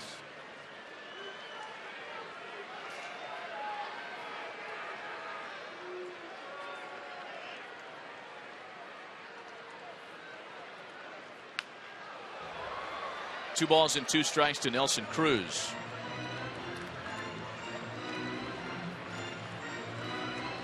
You know, and they aren't cheapies either, Eric.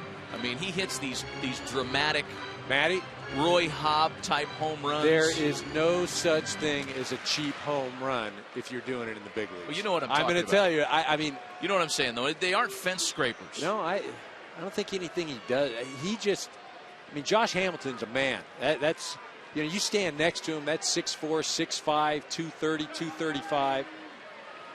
That moves like somebody that's 5'8", speedy guy. 2 balls and 2 strikes to Nelson Cruz, who was that kind of hot last postseason.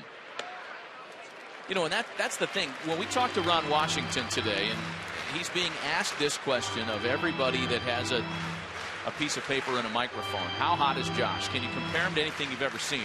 He told us today, yeah, I can compare him to the first 3 months of 2010. his MVP year. He was going like this, according to his manager, April, May, June. Well, that's the thing. I mean, only one time in his career has he played over 133 games.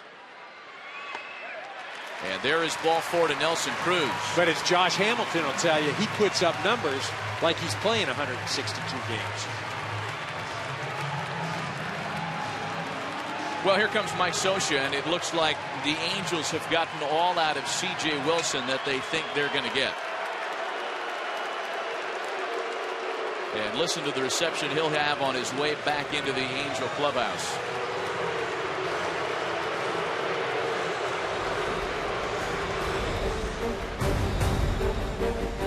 He won the first 2 battles with his old mate, but here in the 6th, Josh Hamilton ties it for Texas. We'll be right back.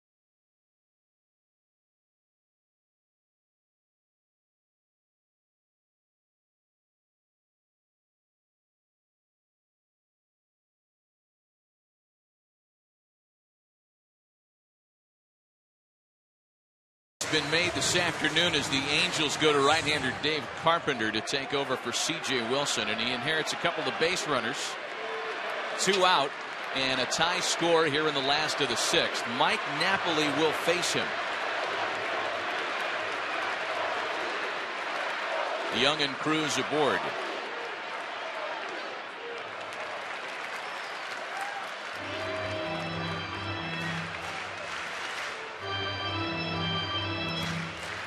Well, the rookie right-hander will try to cool things off here. Crowd of 48,000 plus making a little noise. They stirred when Hamilton hit the home run. 2 balls and no strikes.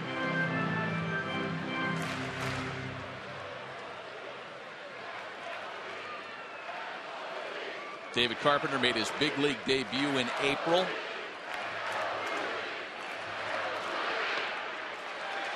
Threw him right into the fire at Yankee Stadium in the middle of the month.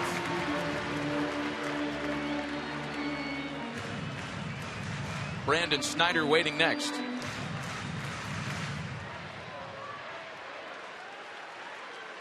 Bullpen has been an issue for the Angels this year.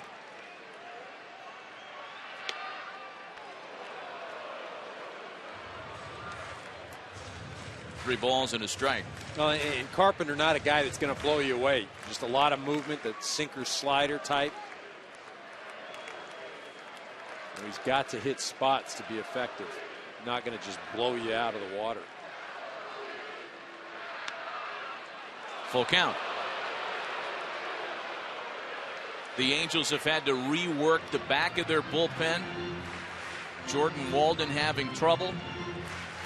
Scott Downs, who might not have the pure stuff of the younger man Walden, has been good in that role. There's the 3-2. And that's ball four to Napoli. They're loaded.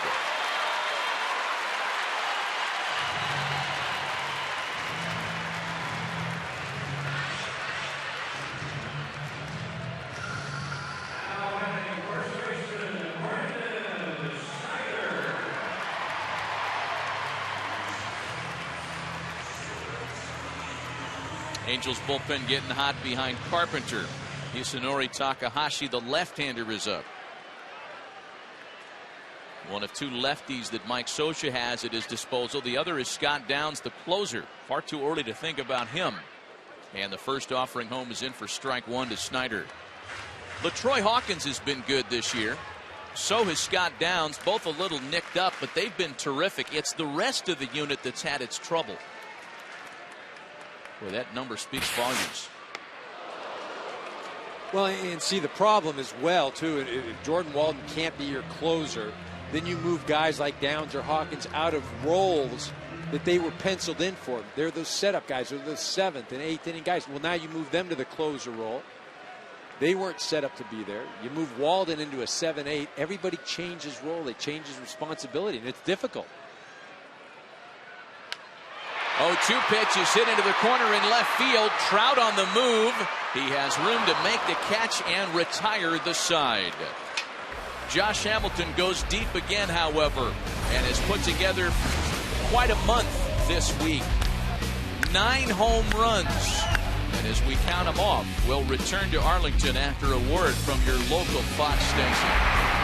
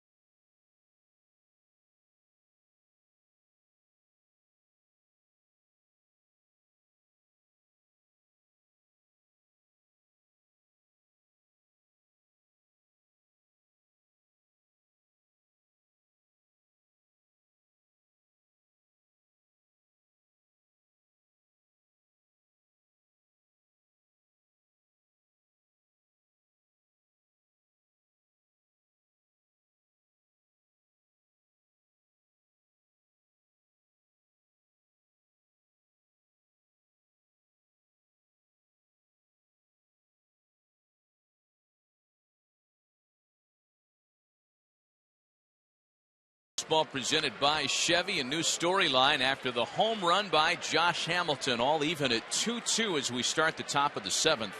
Mark Trumbo, Howie Kendrick, and Peter Borges here against Matt Harrison.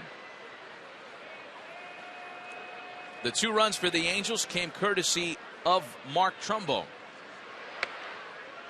The big 2-out 2-run home run back in the 4th. at an estimated 420 feet to left field.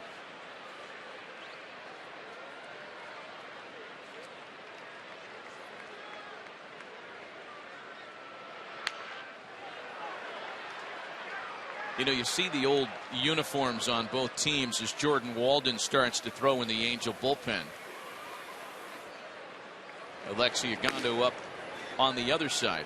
And, you know, you think of certain players in those vintage uniforms.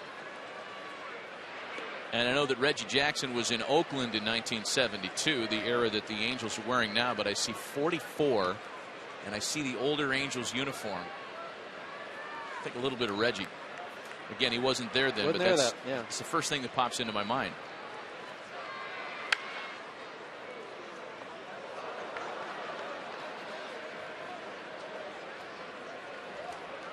Hey, Pepsi Max is giving you the chance to play with some of the game's greats. Just go online to MLB.com/Pepsi Max to vote for your favorite legends.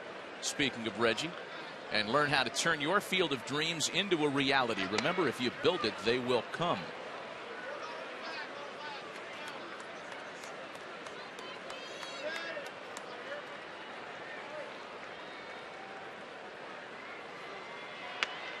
And there's ball 4 to Mark Trumbo.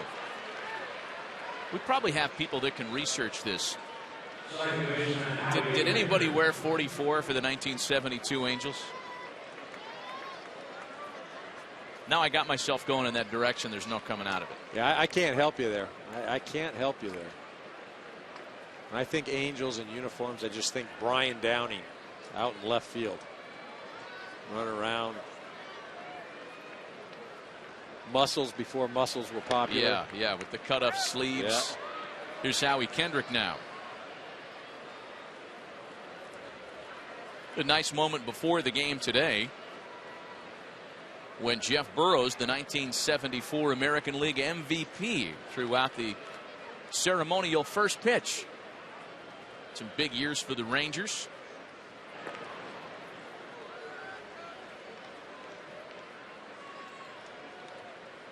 This is such a well-oiled telecast. Joe Buck has it good.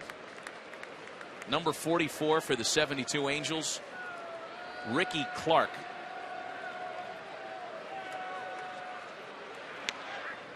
Does that bring back memories? Who pitched for that club?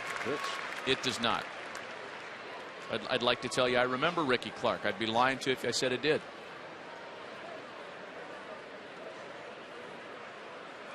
Nolan remembers him.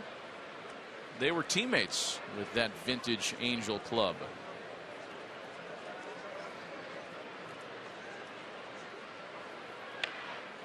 Kendrick bunting and having success doing so. A bunt single has given the Angels runners at first and second with nobody out. Well, Michael Young not expecting this. Howie Kendrick just getting the ball down. Michael Young just comes in, and he's going to let that thing roll, hopefully hit something go foul. He knows that Howie Kendrick just beat him there.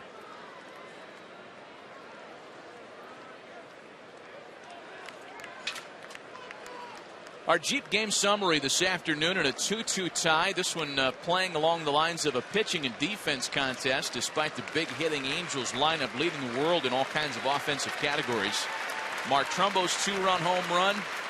Josh Hamilton's solo shot, kind of the highlights on your scorecard, as Ron Washington comes out to take the ball from Matt Harrison, who was terrific today. He'll be gone after 6+. This one's in the hands of both bullpens. We'll be right back.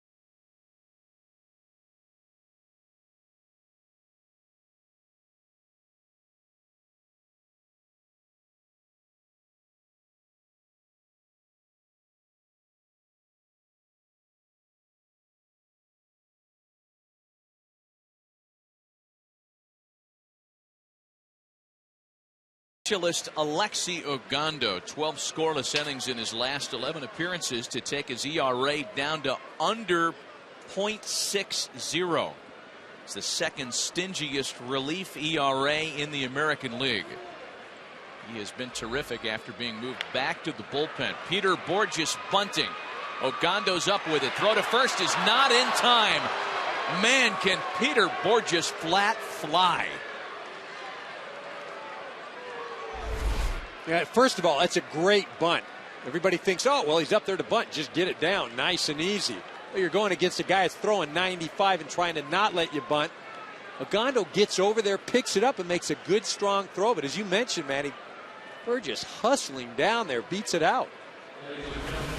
Well, the Angels have loaded the bases now, and Mike Maddox is going to come out, the Rangers pitching coach, making his first appearance.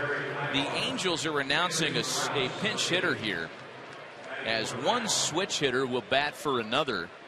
Kendrys Morales will have a chance with the bases loaded. So let me tell you how significant that bunt single was out of Peter Borges. It was the first hit by a right-handed batter allowed by Alexi Ogando. Right-handed hitters had gone 0 for 28 against him this year.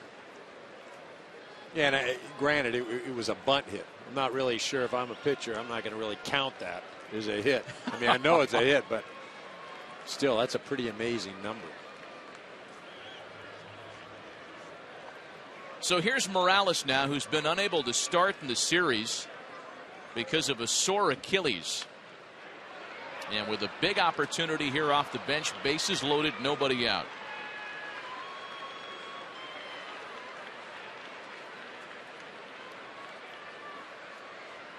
John Hester waiting on deck. Are you surprised that this is the spot that Mike Scioscia is using to pinch hit? You got Eric Ibar was scheduled here. I know he's batting only $2, but he is a switch hitter. No, I think you have to go for the opportunity right now. I mean, this is where Morales, a fly ball, even a double play will get you a run.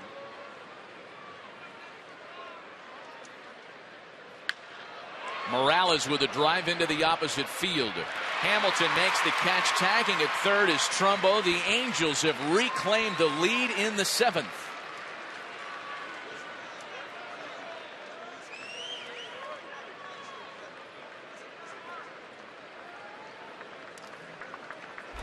That's a nice job by Morales.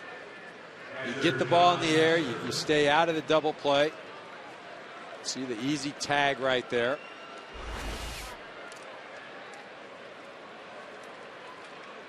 So Kendrys Morales finding a way to contribute despite being unable to start the last couple of days. And now it's John Hester who singled back in the 3rd. Kendrick and Borges aboard.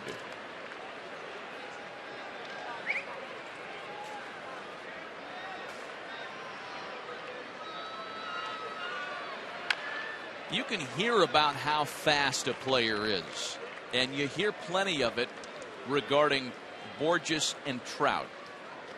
Then when you see somebody beat out an infield single, a bunt that perhaps was designed as a sacrifice, it really makes you open your eyes. Well, there's no defense that really against speed. And, you know, the old adage, it comes to the park every day. It doesn't go into a slump. But that's the thing. What it does is it forces the opposing team to be quicker. It could force them into making mistakes.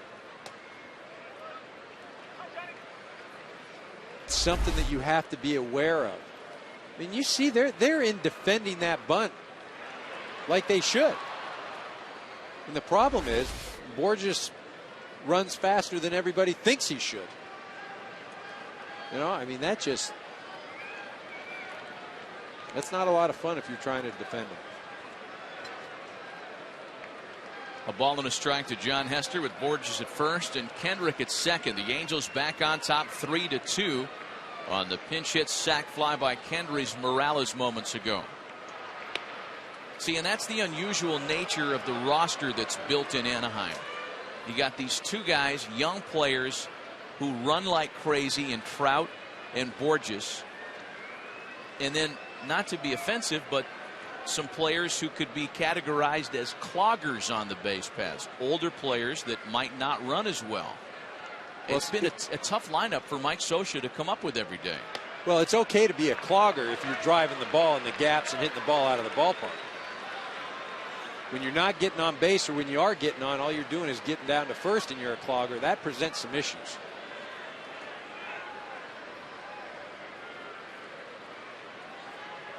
Three balls and a strike to Hester. And one of the young speedsters waiting a chance next, Mike Trout on deck. Here's the 3-1 from Ogando. Full count now.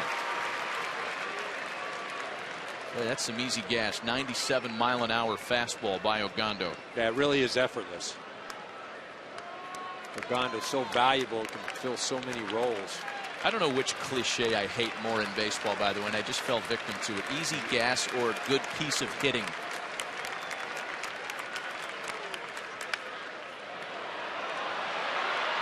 A fortunate piece of hitting that time by John Hester. Andrus able to knock that ball down in the hole, but another infield single has reloaded the bases here in the 7th. And that's the second hit now by a right-handed hitter against Alexi Ogando.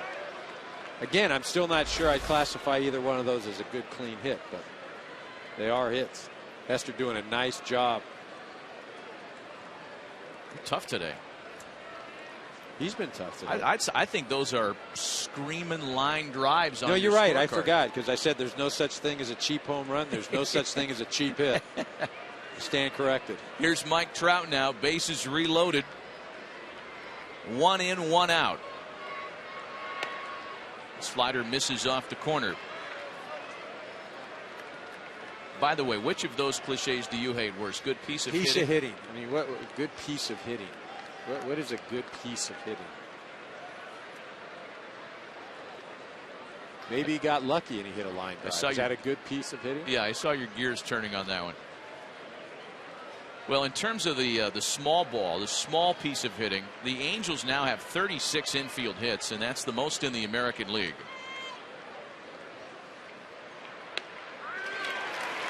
Ogando took something off for a strike, and it's 1-1 now. Alberto Callaspo, the switch hitter, waiting next.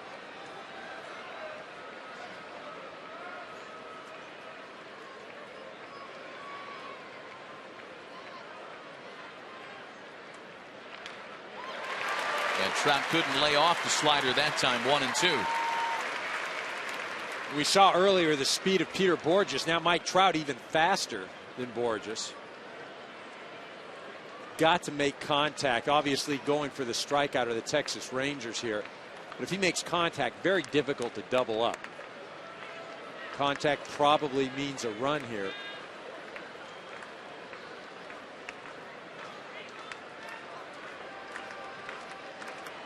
You know, this is as a hitter, you spread your feet a little bit, cut down on your swing, and just try and make contact. If he makes contact, that would be a good piece of hitting, Matty. Ah, there we are. The first ever meeting between these two. That can be said for Mike Trout with just about everybody in the circuit these days. A ball and 2 strikes. Alberto Callaspo next with the bases loaded.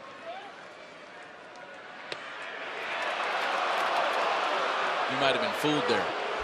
That's a good piece of taking right there. And that's one of those things. Well, you took a pitch off that's a great job of taking that pitch. Well, it's not that you're taking. You just basically been paralyzed by it. You can't swing, and you're hoping the umpire won't call it a strike.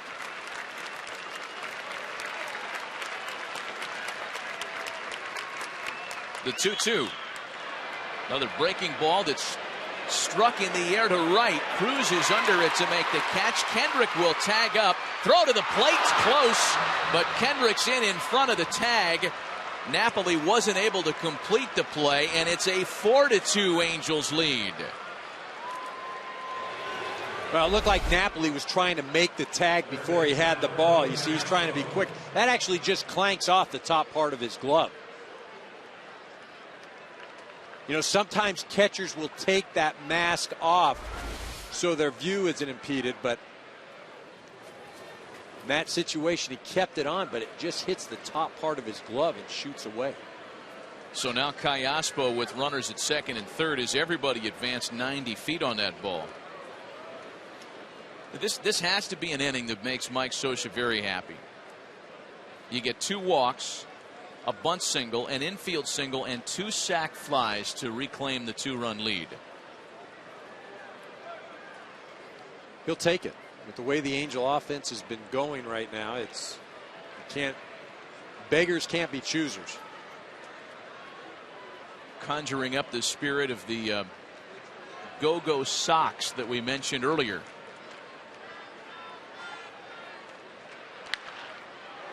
Callaspo offers it the first pitch and pops it into center. Gentry's under it to retire the side. Not before the Angels can get their 2-run lead back. 7th inning stretch, 4-2 LA.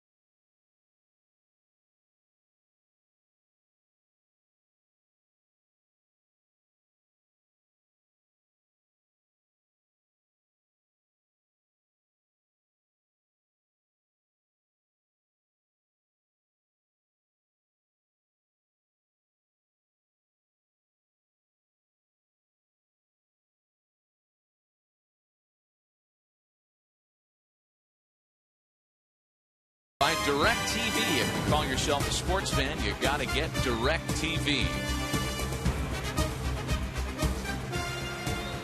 Some defensive changes now for the Angels as they have reclaimed their 2-run advantage. Meiser Turris is in the ballgame at shortstop. Of course, I had him out there earlier. And Jordan Walden takes over on the mound for Los Angeles. The former closer making his 10th appearance of the year, trying to find it again in a setup capacity. Texas will counter with a pinch hitter. David Murphy will swing it off the bench.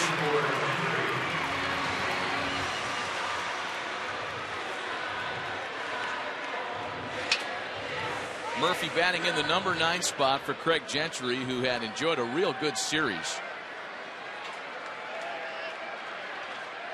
Ron Washington playing the matchup here, trying to get his left-handed hitter an opportunity. And Murphy's behind 0-1.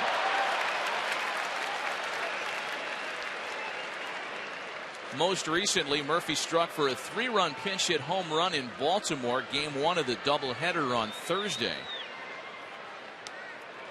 Falls behind quickly, 0-2.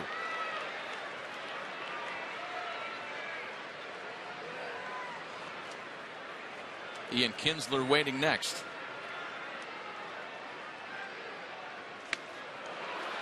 Good morning, good afternoon, good night, David Murphy. And with one away, we check in once more with Greg Amsinger at the MLB Network studios. Matty, thanks. In Milwaukee, Edwin Masonette with the bases loaded connects for his 2nd career homer It's a grand slam, breaks it open, 6-1 the score in the bottom of the seventh.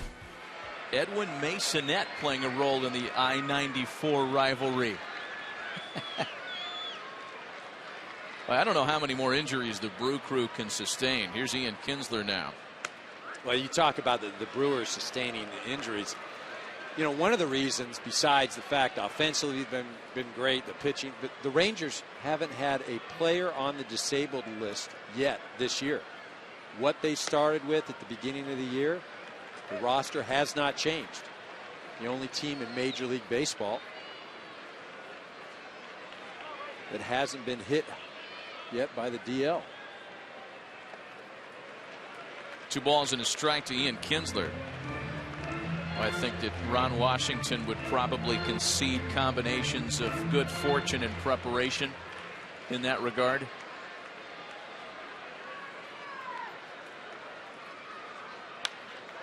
Kinsler lines to center for out number 2. You came through here as a visiting player when it was hot. And I know that presents another set of challenges for this franchise when the calendar turns into the summer months. The dog days of summer, as they're known, have traditionally really beaten up the Rangers. That hasn't been the case the last few years because the team's been so good. Well, it's been so good, and I think Ron Washington has allowed the other guys, and I say the other guys, he's used his entire roster. You just don't run out the same guys day in and day out. He finds days off for them early on, allows them to be fresh come August and September. I think, too, with this group, I mean, they're driven. They could very easily, oh, poor us, the last 2 World Series, we didn't win it. But when we talked to Wash, he was, I don't know if he's amazed, but he was talking about this group just being focused on 2012, and they've got something that they want to accomplish. And that's not getting to a World Series, that's winning one.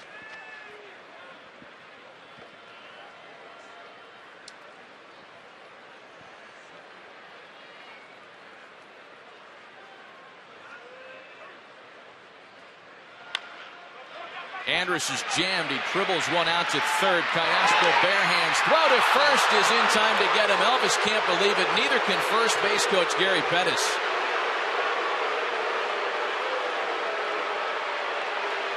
Worth another look. Ron Washington out to champion the cause.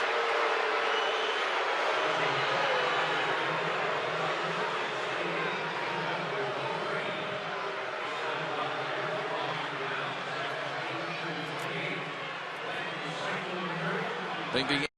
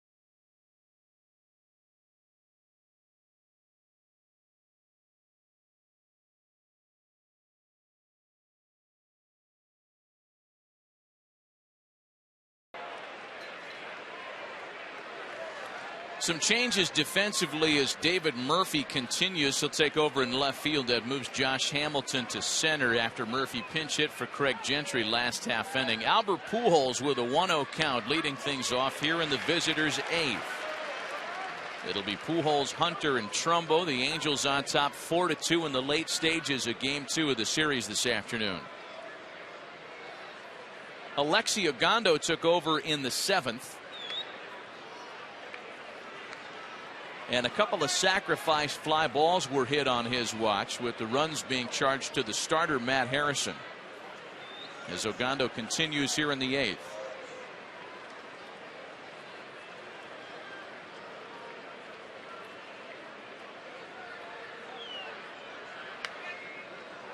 Two and two to Pujols. Let's take you back to the apparent blown call that ended the previous inning. Al D'Ambolino over at first base, the umpire right there, he misses the call. And why the Rangers are so upset is you'd have a man on first with Josh Hamilton coming to the plate in a 2-run ball game. And now you got Josh Hamilton leading off an inning. You know, we say this a lot, that if you have to slow it down to this degree to figure out if it was a blown call or not, it was a tough play. Well, it's a tough play, except for the fact that that's what you're out there to do, because you are good, or you are to have the ability to make calls like that. And it really wasn't that close, especially when you break it down like that. Fair point. However, it was nowhere near as egregious, and I don't know if you saw that Rockies-Dodgers game. I saw it. The blown call that Tim Welke made on Jerry Hairston being called safe at first base when Todd Helton was so far off the bag that you could have driven a truck between he and the bag itself.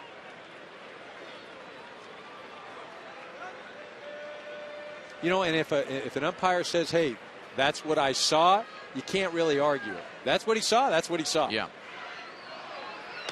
And there's ball 4 to Pujols, something that has not happened in quite some time. It's a first walk since April 26th. Wow.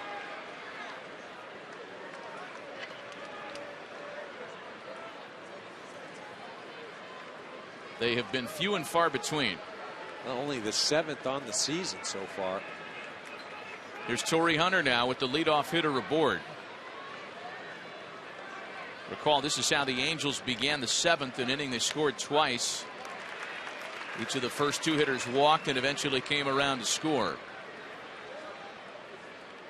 As rare as the walk has been for Albert Pujols this year, though, Eric, they've been even rarer by Alexi Ogando. That was his first of the year.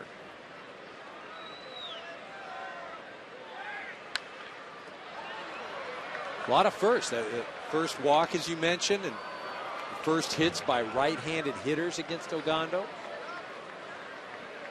Got the right-handed hitting Mark Trumbo due up next. We spend so much time talking about the virtues of this Ranger lineup, leading everybody in all the team offensive categories. But folks that have watched this team for a lot of years will cite the pitching side of the scorecard as really being at the heart of the Ranger renaissance. They've had teams of bangers here in the past. The difference is these Rangers pitch. Well, a lot of that credit goes to pitching coach Mike Maddox.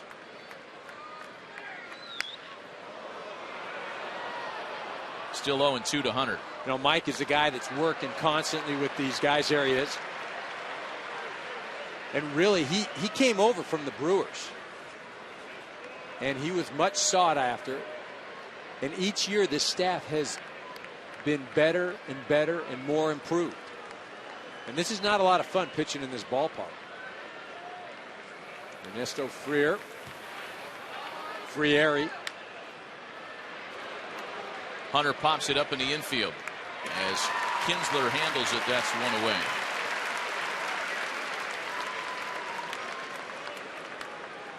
Well, the Rangers bullpen boasts a major league best 1.98 ERA.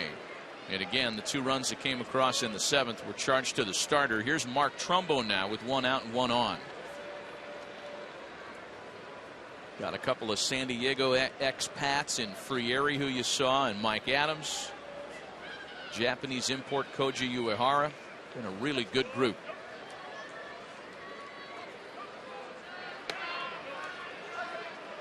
You know, you would guess that, and I'm not even trying to make a funny here, you would guess that with Yu Darvish, that he and Koji Uehara could share a translator. They've each got their own guy. Well, I think that's also because you develop a friendship. You're with that person all the time.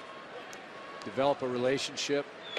I know playing in L.A. when we had Hideo Nomo come over, the pitcher, you know, he had a guy that was with him constantly, and it's almost like you're brothers. There's you. Yeah, Yu Darvish has quite a cachet traveling around with him. A masseuse. He's got his own trainer. 2-0 to Trumbo. You know, that having been said, though, and I think it's important to note, he has not come to the U.S., Yu Darvish, as this I require special handling diva. He wants to be one of the guys, and that's something that's earned him a lot of respect in the clubhouse. Yesterday, for example, sat out a 2-hour rain delay, and what he does during a start is unusual. He'll watch from the top step of the dugout just like he would on a day like today when he's not pitching. There's ball 4 to Trumbo. Ogando loses him on 4 straight pitches. It's going to get Mike Maddox up with that very good Ranger bullpen.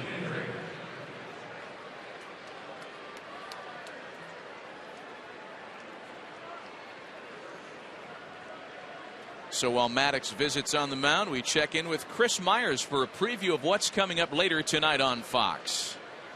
Hey, Chris Myers here, and tonight in South Carolina, NASCAR on Fox from Darlington, one of the most challenging tracks on the circuit, the 11th race of the year, and Danica Patrick will be joining some guys looking for their first win of the year, like Jimmy Johnson and Jeff Gordon. We hope you join us, 6:30 Eastern on the pre-race show. Busy day of sports on Fox later on tonight. NASCAR from Darlington as Robbie Ross is up throwing in the bullpen for the Rangers, the junior member of that group. For now, Texas will see if Ogando can work out of this little self-inflicted bind. A couple of walks with 1 away, and it's Howie Kendrick for Los Angeles.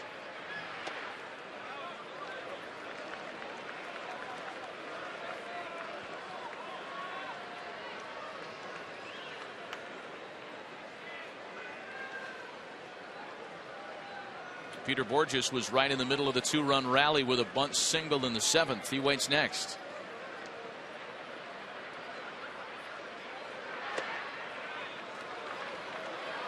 I feel like I'm doing an Abbott and Costello line every time I do this, but did you watch Darvish pitch yesterday? Did you watch Yu Darvish? I did. I did. And you know what I was amazed at? His ability to change speeds on pitches. One time he flipped up a 68 mile an hour curveball. Then the next pitch was a 78 mile an hour curveball. Same hitter, Trumbo. Just not a lot of fun if you're a hitter. You try to eliminate pitches, but the guy's got, 9 pitches. Just because he throws, a curveball 2 or 3 different speeds, that's 2 or 3 different pitches. And I don't know if this is hyperbole and if this is starting to border into the territory of folklore or not, but we're told that Yu Darvish has some super special pitch that he has not unveiled to the U.S. audience yet. It's not the gyro ball, is it? It is not the gyro ball. Didn't Daisuke bring that out a few years ago? Yeah, gyro ball came with a lot of hype. Yeah. But this is something that no one really is sure of. A called strike 3 taken by Kendrick.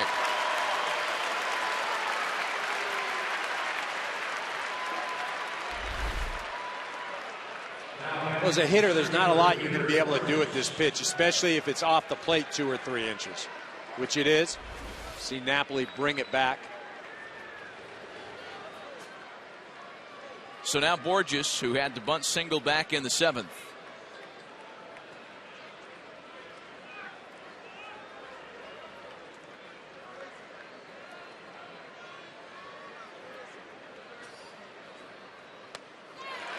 Slider swung on and missed.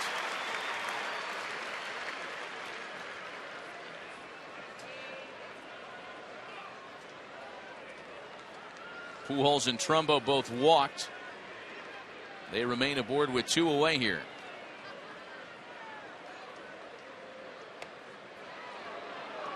One and one.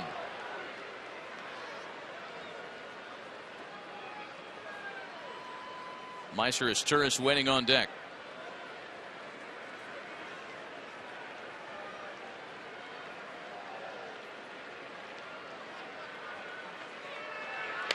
And Borges swinging away late. A ball and 2 strikes on him now.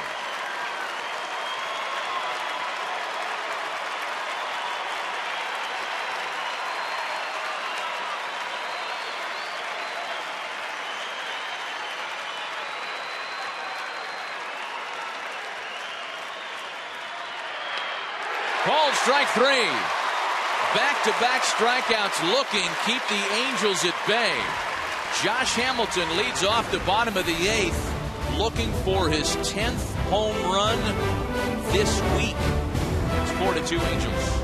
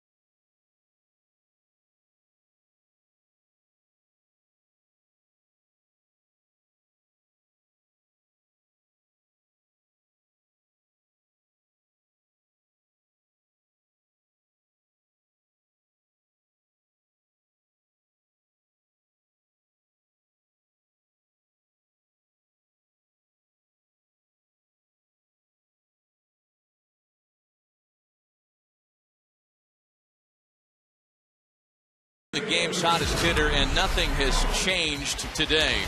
In the 6th inning, got his old teammate C.J. Wilson for his 18th of the year and his 9th this week. Josh Hamilton to lead things off in the home 8th. They're talking Triple Crown. Yeah, we all know it's early, but by way of comparison, Yaz has the last one back in 1967, and Josh Hamilton is on quite a pace. Bigger numbers through 31 games than in Yaz's Triple Crown campaign.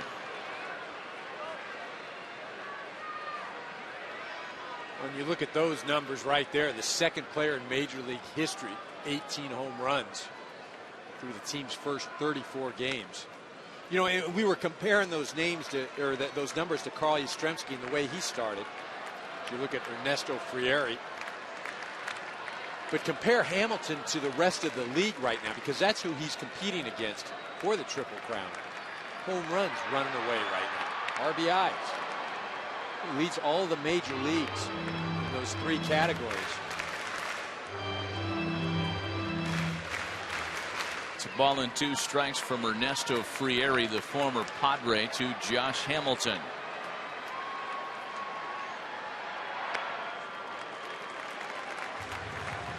You know, and Matty, this is what makes Josh Hamilton such a hitter. I mean, it's not just one place where he drives a ball out of the ballpark. You can't throw him anywhere that ball is. He's got the potential to hit it out. Caught looking here as he takes a called strike 3.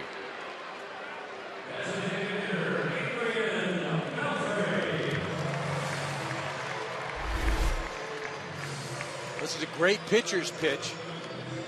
Right at the knees. Perfectly executed. Not anything Josh can do about it. 2 away now, and here's Adrian Beltre for a 4th try. He's 1 for 3 today thus far. We mentioned Frieri being a former Padre, and the deal that sent him to Anaheim is a recent one. It happened at the beginning of spring training. Angels looking for relief help. San Diego looking for infield help. Alexi Amarista went to the Padres, an infielder with plus offensive potential. He may play a role very soon in San Diego. That's what Mike Scioscia thinks. Frieri playing a role with the Angels right now.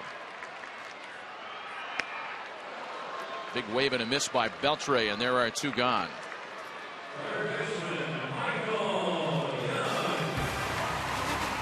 Today's game presented by Chevrolet is sponsored by Ortho Weed Be Gone Max Lawn Weed Killer. Defend what's yours.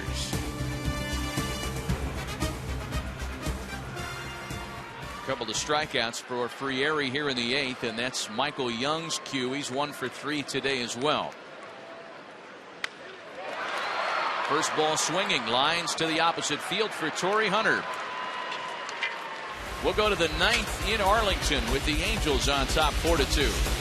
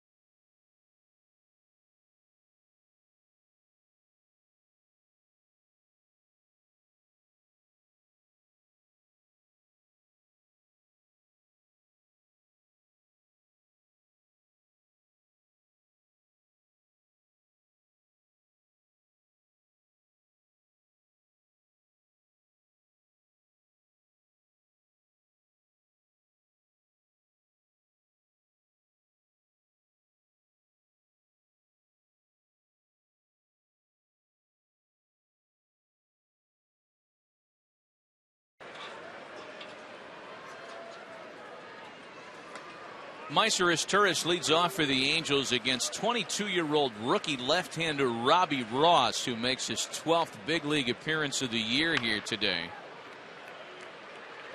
Ross, the junior member of that very good Rangers bullpen that we documented earlier in the telecast. Made the club out of spring training after spending 2011 in the Class A League, the Class A Midwest League, I should say. Carolina League, that is, in Myrtle Beach. Quite a jump in a very short period of time. Still a ball and 2 strikes to Mysurus Turris.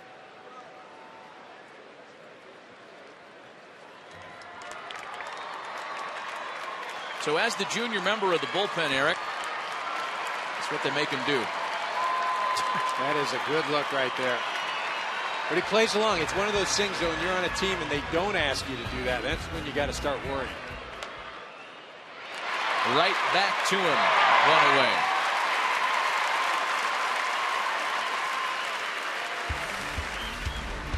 Reminder, next week, America's pastime moves to prime time. Baseball Night in America. 8 straight weeks of baseball's best. It starts with interleague matchups, regional rivals. These Rangers take on the Astros. Some will see the Red Sox and Phillies, Orioles and Nationals, Sox and Cubs, or Diamondbacks and Royals. Baseball Night in America presented by Chevrolet. It all starts next Saturday, 7 Eastern, 4 Pacific, only on Fox. John Hester 1 for 3 this afternoon. Check that. John Hester 2 for 3 this afternoon, batting here with 1 away.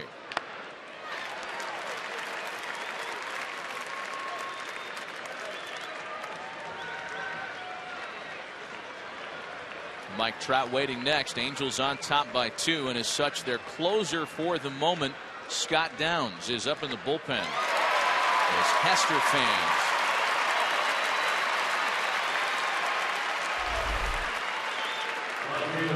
Ross goes right at him, down and in, out of the zone. What you've got to do as a pitcher when you've got 2 strikes. Here's the new closer, Scott Downs.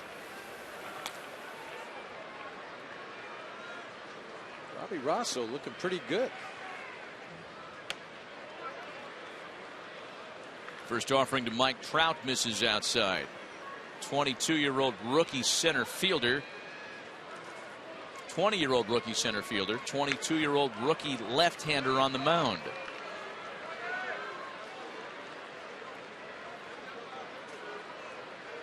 Robbie Ross has been at the right place at the right time in his brief major league career. Let's face it, you'd have to be in order to become the first pitcher since 1918 to earn 4 relief wins in your first 6 career appearances.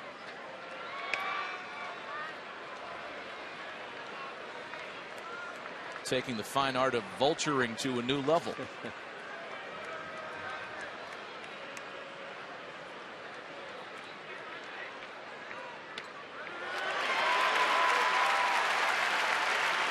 And a full count now to young Mike Trout.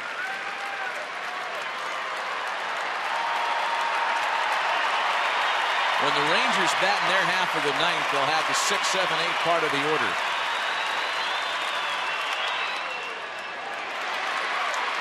And we'll head there now.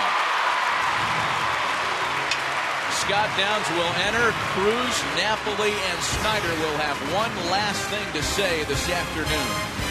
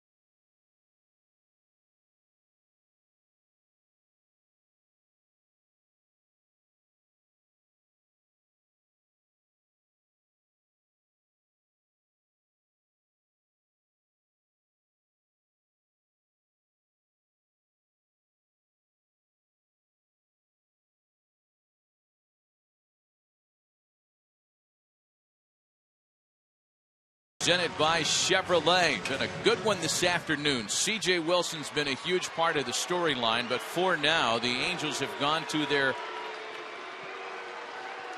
Ernesto Frieri to try to finish business.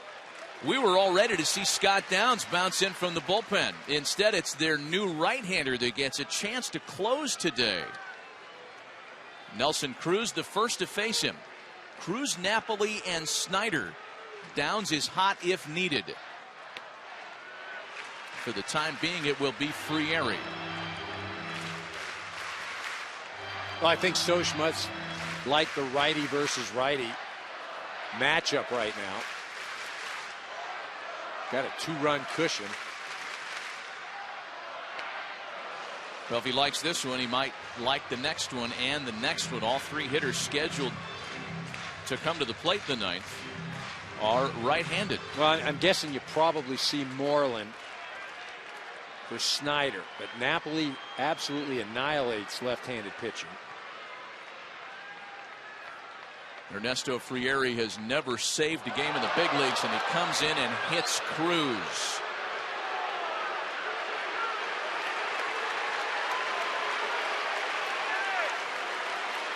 You know what? That's a good sell by Cruz. I mean, if he did get hit, he made sure that the umpire knew that it grazed him. Now, Mike Socha is going to argue right now that he made an attempt to go after the ball. And if you swing at the ball and make an attempt and it hits you, that's a strike. That's what Mike Socha is arguing right now. Hunter Windelstedt asked for help. First base umpire Dan Bellino, who said he did not go after it. I'm not so sure that that ball even hit him, but boom, he goes right down and sells it. And that, as a hitter, especially, you got 2 strikes and you're trying to get down to first base, you make the call for the umpire. The tying run stands in the form of Mike Napoli.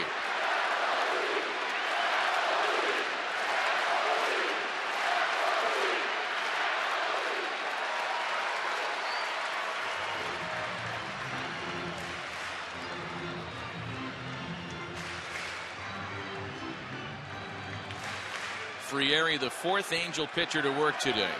C.J. Wilson went 5 2/3. David Carpenter and Jordan Walden, and now Frieri. Big swing and a miss.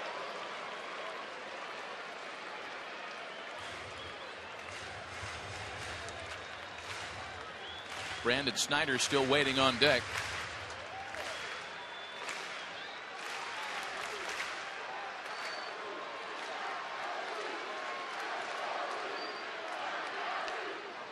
A ball and 2 strikes. We mentioned that Ernesto Frieri has never saved a big league game. The Angels love him. It's a matter of where he fits in this still evolving bullpen as we bring Ken Rosenthal back. Kenny, is there a chance that we're getting a glimpse at what might happen in the future with Frieri in the ninth? I'm not sure about that, Matt, but this is really interesting seeing him in this situation. We've seen right here swing and miss stuff, but when he was with the Padres, they never used him in this kind of high pressure situation. He mostly pitched down big or up big, so this is an unusual deal for him right now. Well, here's Brandon Snyder now representing the tying run, and Kenny, I know you remember what happened in San Diego a couple of weeks ago, when Ryan Braun became the first player to ever hit 3 home runs in a game in that ballpark. Ernesto Frieri was there to yield the third. You know, the ink's still drying on that headline, and Frieri's now pitching in a different uniform.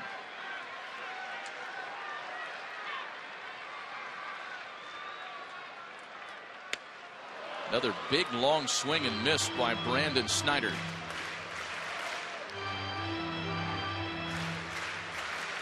Well, that's what Snyder does. He's an all or nothing guy. He came in only 22 at bats. He had 9 strikeouts.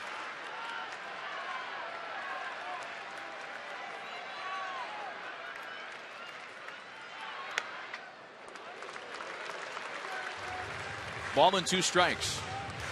You saw David Murphy. He waits next. It would take something of a big time rally to get Josh Hamilton another plate appearance, and by that time the Rangers may not even need him. Popped him up. Kendrick. And the Rangers are down to their final out today. Time to take a look at our Burger King smooth play of the game, and it came in the fourth. The Trumbomb. Mark Trumbo's home run. His 5th of the year. RBIs 13 and 14 to put the Angels on top 2-zip.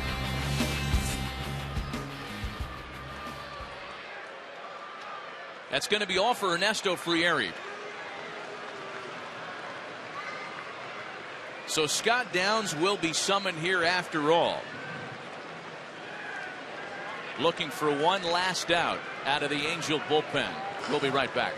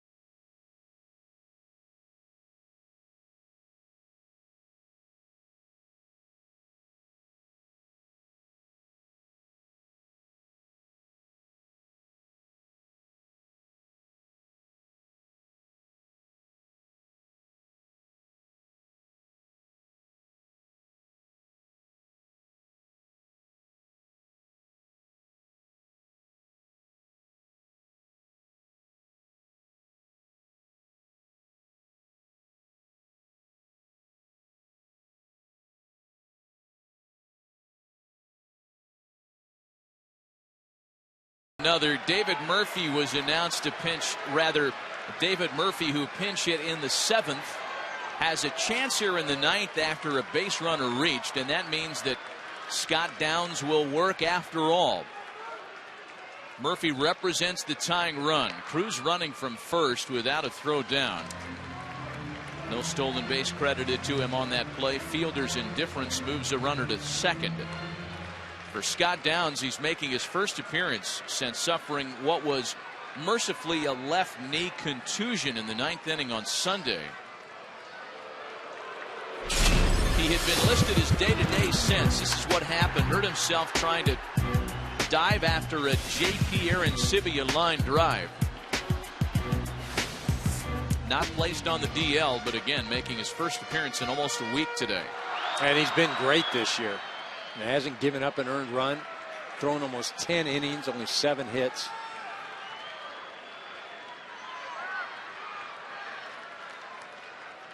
Oh, 1 to Murphy, and the Rangers are down to their last strike. David Murphy's had some success against left-handed hitters early this year. About 50 points better than his career average. 5 for 17 against Southpaws in 2012. And trying to keep it alive for the Rangers.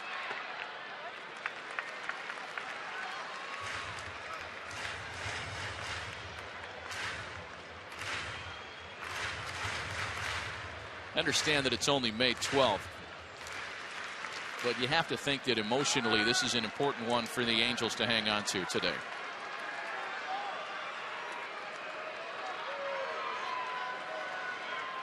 They've lost 9 of their last 11 head-to-head with Texas. Perhaps stemming the tide this afternoon. Downs and the Angels hold as Los Angeles captures Game 2 of the series. 4-2 the final score. Yeah, as you mentioned, big win for the Angels, a big confidence builder. Take it into tomorrow.